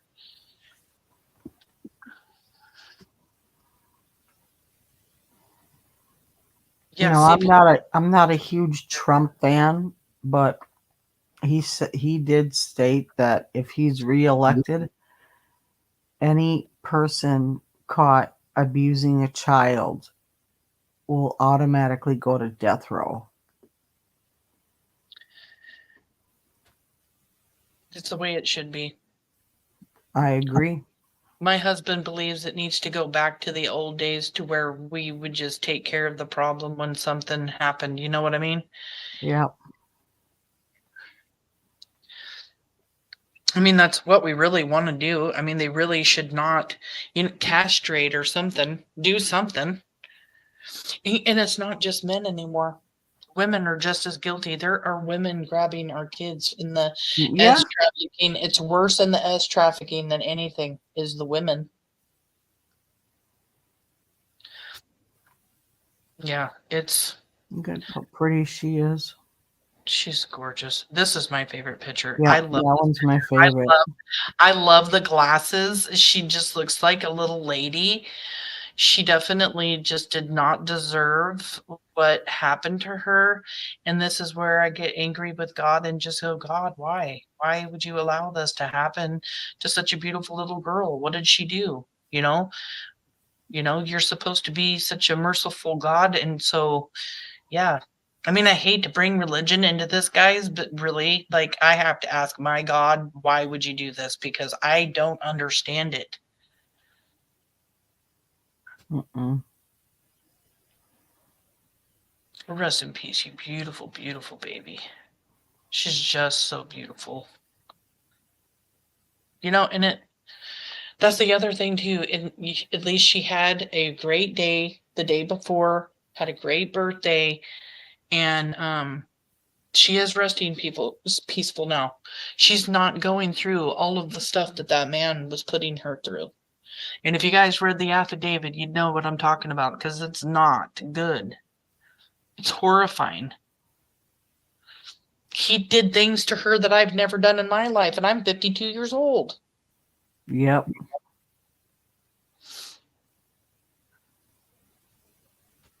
That's what I said just on. She looks like her mama. She does look like her mama. I really appreciate you guys all being here. Since you're here, I know you guys have subscribed, because I did like a subscribe only live tonight. If you haven't had a chance to, please go over, hit the like for me, please. Give us some support. This is the first time outside Kyron and Michael that I've actually covered another child's case. That's why we changed our name from Kyron Horman Case Revisited to Missing Pacific Northwest Crimes Revisited, because we wanted to start, doing other cases and stuff. Kaylia unfortunately couldn't be here with us tonight because her son had his birthday this weekend. She's got family in town. We are going to be going live tomorrow night to talk about Terry Horman and her son, because we were able to get a bunch of information, screenshots and stuff, of him talking about Terry Horman. If you guys aren't familiar with that, the Kyron Horman case, Terry Horman is his stepmother, who in my opinion is definitely a suspect and a person of interest. If you haven't ever looked into his case, look through the videos, look through our lives. It is, me and Kaylia actually, or no, it wasn't Kaylia, it was somebody else in a chat and another live talking about how this is kind of familiar with the Kyron Horman thing. You take out the SA and here's a kid supposed to be, dropped off at school, but comes up missing. Same with Audrey. Yeah. But we'll be talking about Kyron Horman tomorrow night, and Terry Horman's son, and the fact that he doesn't even call his mom. He calls her Terry. He talks about being abducted or abandoned. And we actually have, he talks about how he was punished by his mom. You guys should go back and hear about it, because I was like, what? Wow. I was blown away. I mean, I've been deep diving Kyron's case for years and never ever heard this. And this is coming from her own son. So I'm just like, Savannah, I'll drop your channel. She does missing child cases. How did I get? I didn't know you had like a channel Savannah. Oh my Yeah. goodness. I'm gonna have to Why go was over. I unsubscribed from you, Savannah? Did you kick Heidi out? What You did you can't kick do? people out. I need to go check your channel out. Matter of fact, let me get on my phone right now. I'll go over and subscribe. I'm gonna drop it. I'm gonna drop the link right now. I didn't know you had your own channel, love. I see you everywhere. I see you in Brooks, There you go. chat. I see you in Justin's. I see you in Purple's. I usually follow everybody when I see them. I met Savannah when I used to have my channel. But my Yep. channel was not on for missing children. It was for support group for people with chronic illnesses and stuff. But too many trolls. I gave out too much information, and Well, that's kind of what I was talking earlier about, and I probably shouldn't even have said any damn thing. I keep getting warned yeah. by other creators, like, to be careful who I trust, be careful who I talk to, be careful, be careful, be careful. You know what? I am who I am. If I get stabbed in the back, I guess I get stabbed in the back. I have to trust everybody. I can't just go forward thinking, oh no, I can't trust this person because I don't know. I legitimately feel like I've been welcomed into a YouTube community by several of you. I've gotten a lot of new followers. I originally started out with Brooks from Crime Lines and Lies, going on her lives, Yeah. and I haven't had any drama except for with the Kyron Horman. Well, they're Terry Horman supporters, but I don't even really consider them anybody to be worried about. So whatever. And if people want to talk about me, they can talk about me. I am who I am. I wear my heart on my sleeve. I gonna tell everybody about my life, and gonna be me. I'm not gonna change for anybody. I wanted to have a channel, and I wanted to be real. I wanted to talk real. I wanted to have real people in my chat. I just wanted to meet, real people like you, Heidi, and have great people in my chat, and just do this and talk about kids and help bring awareness. So Yeah. That's why I'm trying to go and help out more with some of the cases, like Elijah, since it's 40 minutes from me. Poor Justin, he could not, the county names like Florida, he can't pronounce them. Like Manitowoc, Sheboygan. Just some of the names we have up here are really crazy. yeah, I know who Arctic Fox is, and I talk to Levi. I love level-headed. He calls me. We sit and talk sometimes. He is a nice guy. Mm-hmm. Mm-hmm. I talked with a lot. I didn't even know that you did lives until I saw you live with Justin. And then we talked on the phone, and you told me that you used to do lives and was Purple's partner. See, I didn't know any of that because, like Purple calls it the YouTube streets. I am not familiar with that. I don't know who's been where, done what. I've literally kept to myself for over the last year. And I only started doing lives like, gosh, I want to say maybe 6 months ago, maybe a little bit longer. But yeah, I just kind of been doing my own thing, and kind of found everybody once I started working on the Michael Vaughn case. That's when it got pretty heavy because everybody was working on it all together. So Yeah. And I loved that because Yep. everybody was always, if you need to share my information, share my information. And usually after a live, I take my information and I share it on a page or in a group or in my community, just so people have the information. Like I said, everybody, I'll drop a link if you guys want to read the affidavit. I'll have to grab it again. And then Hi, Taylor. Welcome in. Hey, triggered and just down. Thank you for being here. You might have to do the replay. We've been here for almost 3.5 hours. Matter of fact, I'm going to have to get off of here. Thanks, everybody, for being wonderful. I'm really sorry to go over such a triggered case. This is just really, really sad. Yeah. Very interested into finding out what else law enforcement says, knows, what happens with this mom.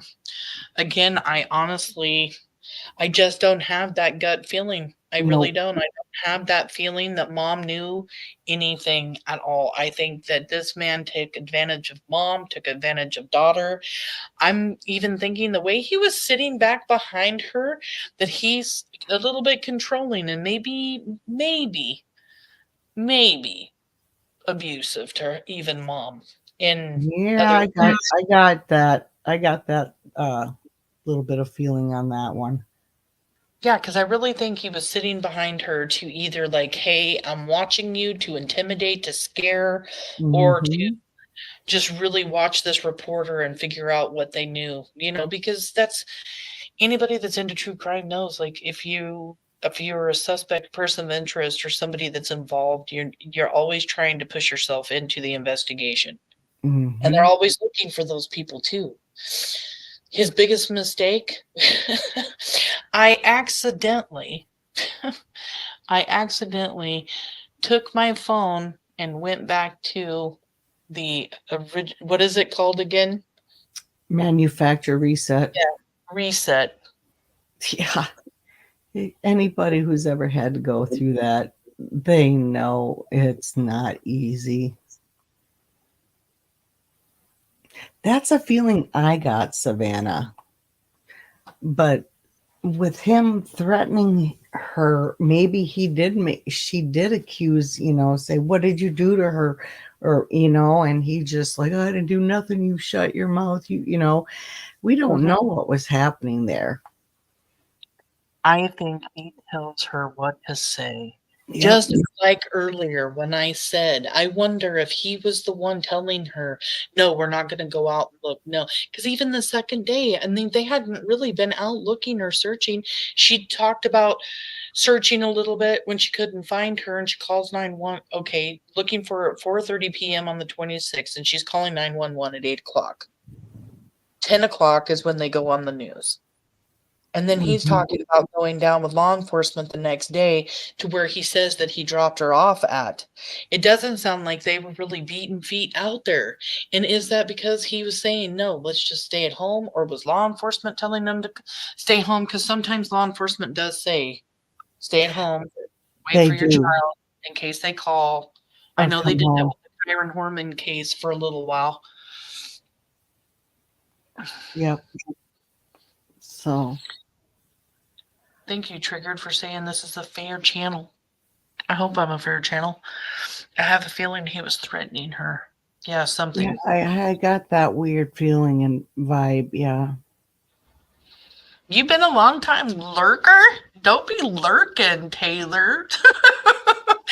Come on over. Talk. I love hearing people's opinion. Allow people to have their own opinion. It can be different than mine. I really don't care. Yeah, I like you said earlier, I don't know whose channel I was watching. So many people in chat were attacking the mom, and I'm like, wait. This is right at the time they found her, and I was like, no, stop. Yeah, there were a lot of people attacking her in the chat on Grizzly True Crime, and she went at it, I want to say just a couple of hours after the press conferences and stuff, and people are already watching mom from her interviews on Monday, Tuesday. I see a different kind. Maybe it's because I have anxiety. Yeah. I don't know. I can see the anxiety though. Yeah. Yeah, Savannah's a good mod. She don't put up with any BS. You ever see BS? No, You just she does not put up with any BS.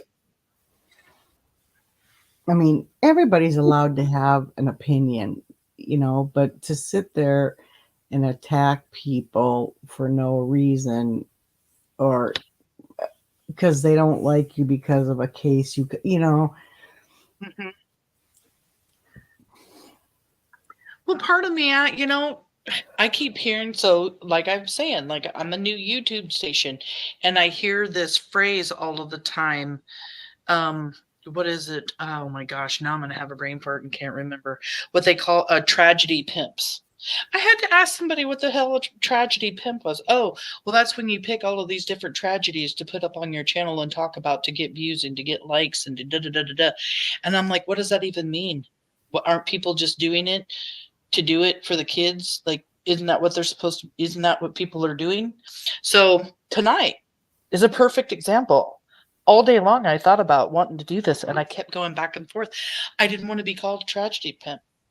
I didn't want to be anybody, putting any bad mojo, whatever out there, thinking that I wanted to do this because everybody else is talking about it or because everybody else is, yeah. Finally, I'm just like, I feel like I need to, I'm going to do it. That's how I just need to follow that. If my instincts say, hey, let's talk about it, then let's talk about it. Plus, I really like diving deep and looking into news reports and not just looking at videos. I really like reading because I feel like you can find so much more sometimes that's left out. Like full conversations sometimes are left out of what you see in a news conference or what you see on the news. Just like in the interviews that they do. exactly triggered. If the police say she did something, then I'll feel different, but I don't see it right now. And like we were saying, I guess my thing is you put out the facts. You can have an opinion, but there's channels that will say, nope, this person did this. There's no proof. And even though that person has been cleared, they're saying, oh, I still suspect this person.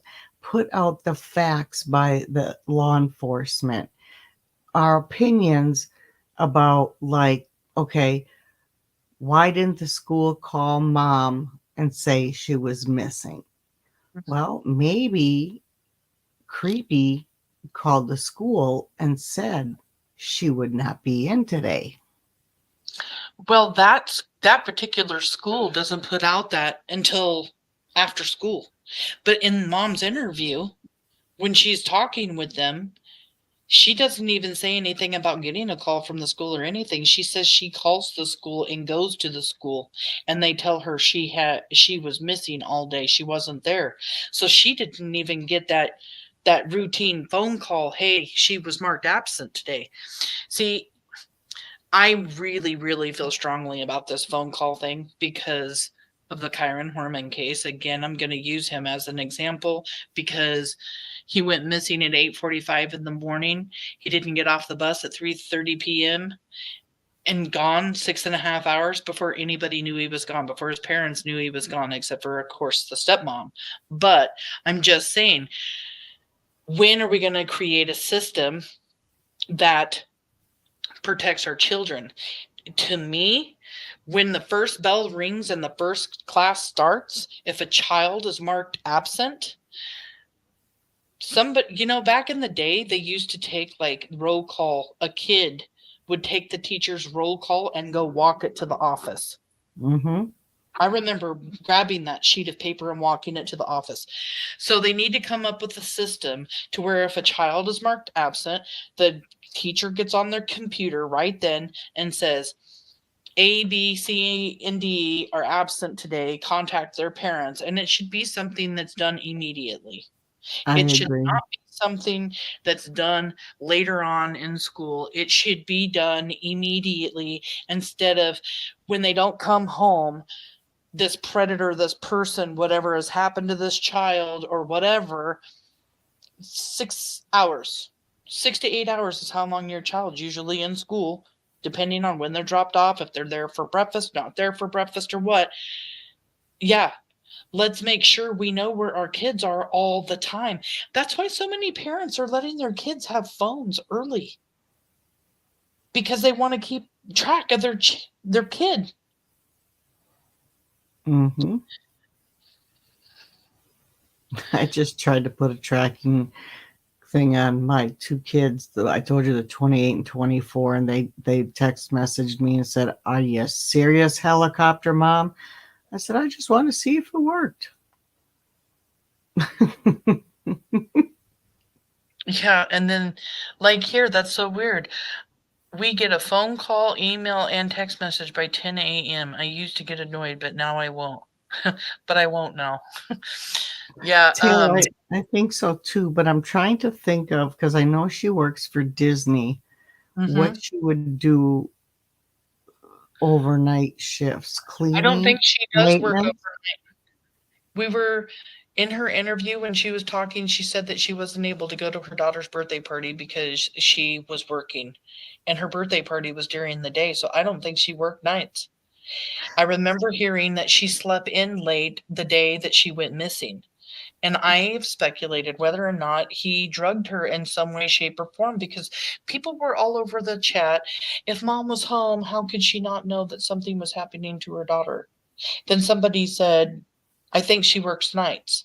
And I couldn't verify one way or another, but she did say in her interview that she couldn't go to her daughter's birthday party on Sunday because she was working.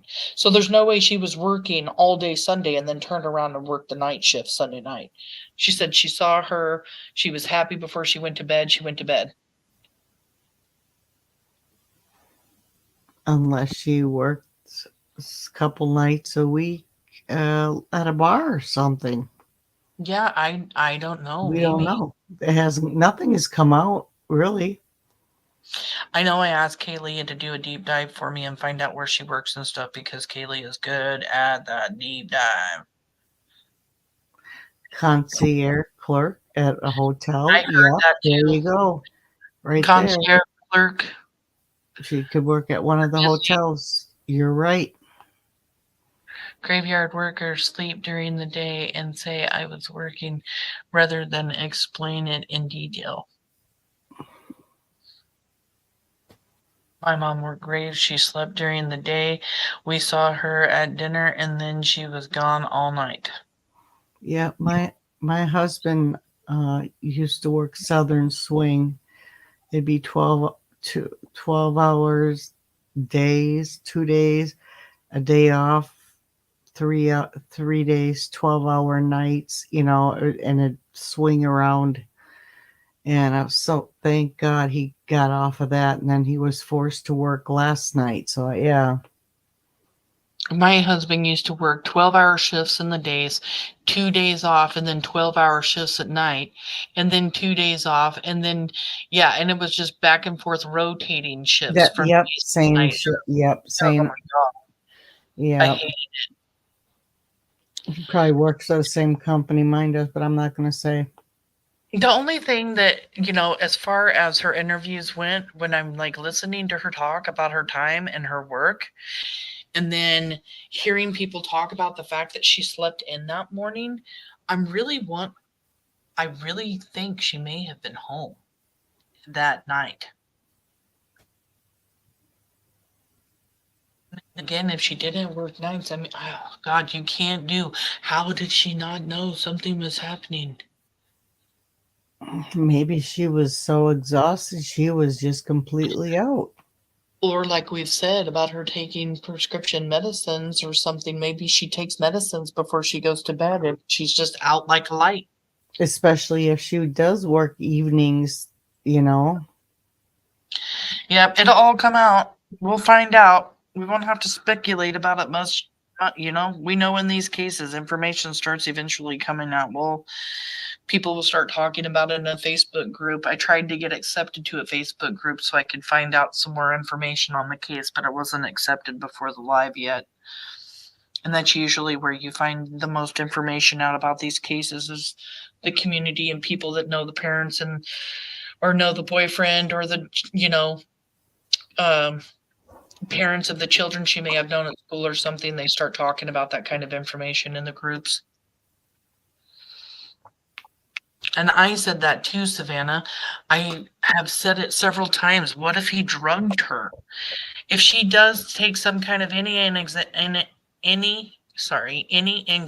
type medication, did he use more of it and give it to her before she went to bed? I mean, did she? Because she said it wasn't normal for her to sleep in, but she slept in that morning. That's what I heard somebody say in chat that she had said. I didn't see it or verify it. Yeah, But I didn't somebody see was it. saying, yeah, somebody was saying that she herself had spoken about it. That's why I was reading articles today, because as far as I'm concerned, reading articles, you just get so much more information. Like in everything you saw on the news, did you ever hear that she was messaging and telling people that she wanted to run away and go to the woods? I You heard get it that? somewhere. I heard it somewhere when her case first broke or something like that, but I have not heard nothing since then. Yeah, I haven't really heard anybody talk about it. I just read it today. He had a place in, I cannot for the life of me. I'm never going to be Kissimmee. Kiss-M-E. Kiss in me. Kiss me almost. There you go. Kissimmee, where they found the backpack and laptop. No, I thought they found the backpack. Backpack and the laptop was found in the garbage can of the apartment complex where Madeline, him, and his mom were staying. I believe he was staying with them, yes? Or no? Because I don't know that. For whatever reason, it's mentioned he picked her up to take her to school. But then that doesn't even make sense. Because how could anything have happened to her in the evening time? Yeah, we're going to have to just wait for certain stuff to be released because we just don't know. Yeah, It's Savannah says, I think it was wrote in a journal. Taylor said, I think that early on in news, and from Mom, who said the text was misconstrued in media. Yeah.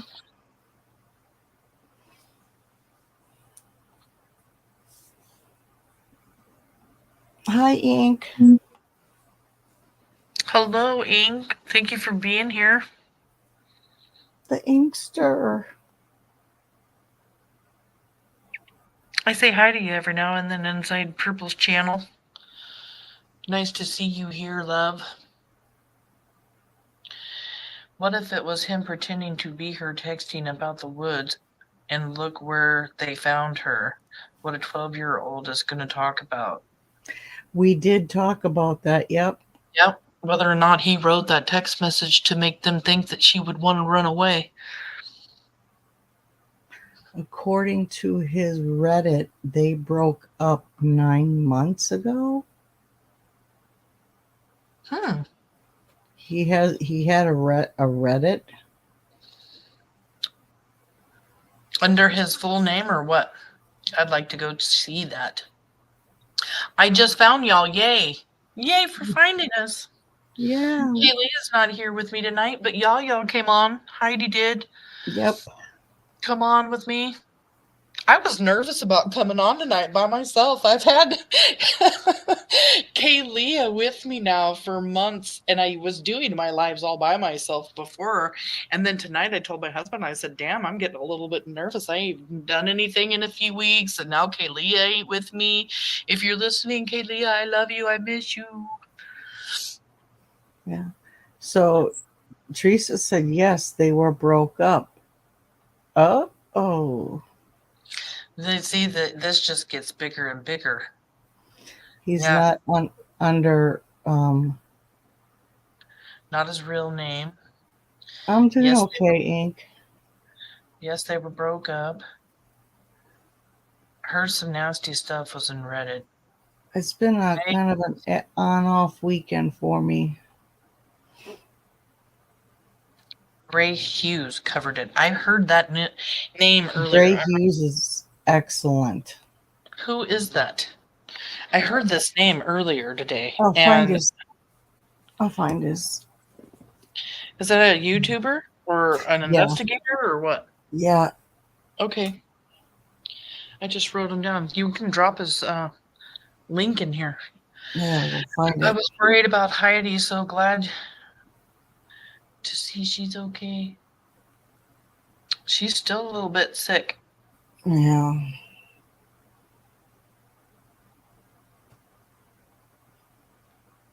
Thank you, Taylor. Taylor or Tyler? Taylor.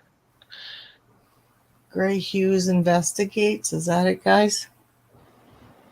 Crime Susan, my fellow banger. We're just BSing now. We've been BSing for about the last 45 minutes. We talked about Madeline Soto tonight, and another predator, and another unalive child because of another monster. Love you too, hun. Thank you for coming in. You either love Gray or you don't. He's very black and white. Yeah, I like black and white. I could handle that. I like facts too. I just like diving. Purple said she didn't know if she was sick, but she hoped not. Gosh, Yeah, she was watching. sick on and off too. I was not feeling the greatest today, and my husband ended up working on nights last night, so I had to be really quiet today. So I just kind of watched a bunch of movies and in and out of sleep. So, but I don't know. I hope you feel better. I'm still glad you came on. Yeah. Well, I was watching the end of a movie and I was scrolling through and I'm like, hey, they're going to be on tonight. I didn't even know Purple went live. I was going to go over and watch some of Purple's, but I was trying to get this live together tonight. And then I set it for a little bit later so I didn't interrupt her live. If anybody wants to watch a great movie on YouTube, it's called 55 Steps. 55 Steps. And it's about a woman that was admitted into a mental hospital and an attorney. It's a true story. And an attorney that took on her case that it has to do with doctors and mental institutions giving medications to the patients without their permissions.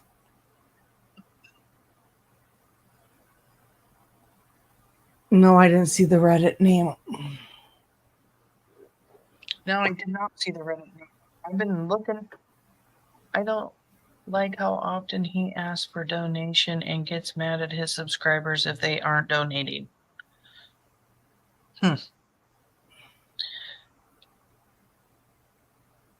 See if I can find it.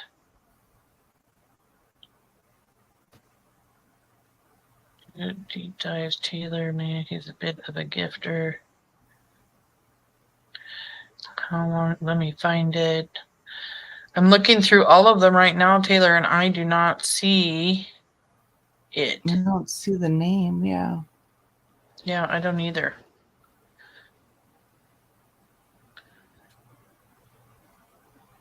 So this right here is his Reddit.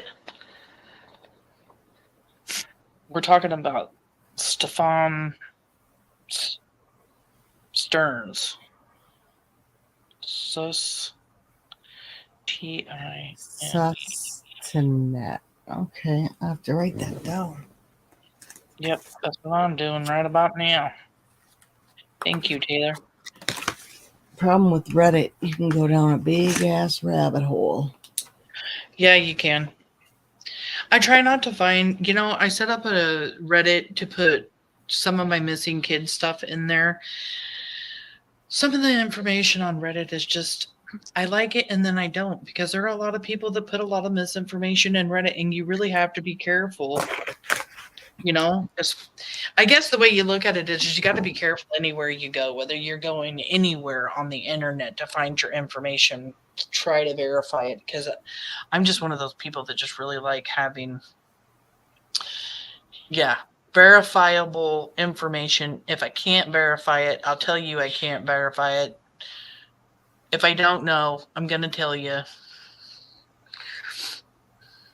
It is a rabbit hole. Everything in there is rabbit hole. There's so much misinformation on Reddit about Kyron, it drives me nuts. That's why I've started my own Reddit over there for him. Yeah, it's hard to figure Reddit out. I used to be up with the Stephen Avery case. I'd go in there a lot. But then you get, like you said, you get people that just write whatever they want. Let's put up Stacey. Beautiful baby girl. I'm really glad they got this guy off the streets as fast as they did. I really am. Right.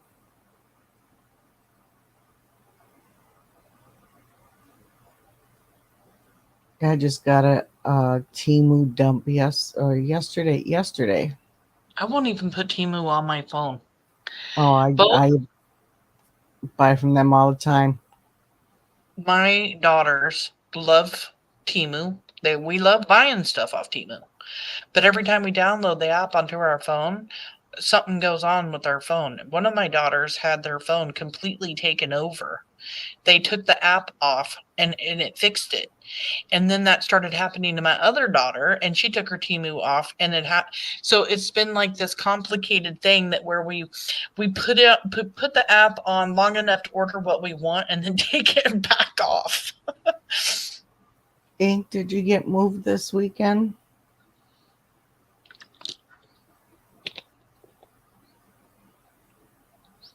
Yeah, I know, crime sleuthing. It's tough. And then there's been no news on Elijah View either. No, and I've been It's waiting. like gone silent.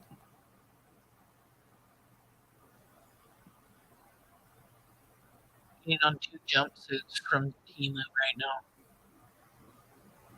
Those big baggy ones, they kind of look like tank tops, and then they just get bigger and bigger with the giant pockets, and it almost looks like a little clown suit, but it's not. I'm gonna be so cute in it. I'm just saying. I am so excited to get my jumpsuits. I know, they're so cute. I got one. I don't know. I said, did you move this weekend?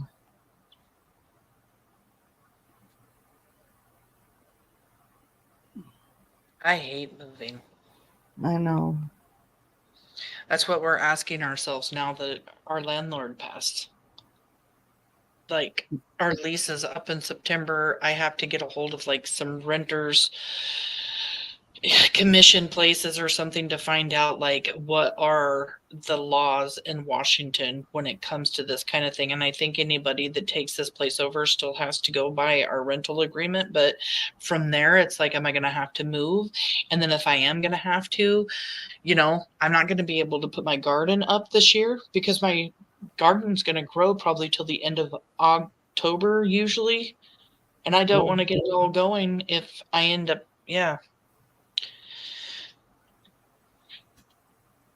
Yes, Elijah does remind me of the Quentin Simon case. Ugh.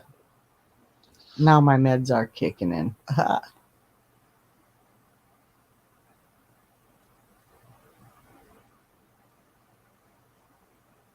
Oh, Lord, Ink.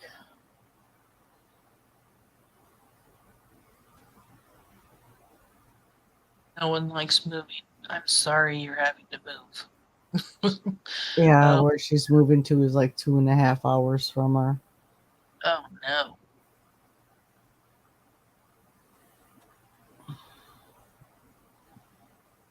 no. It was bad. Oh. But is the place nice? Well, we can talk about it later. All right, guys.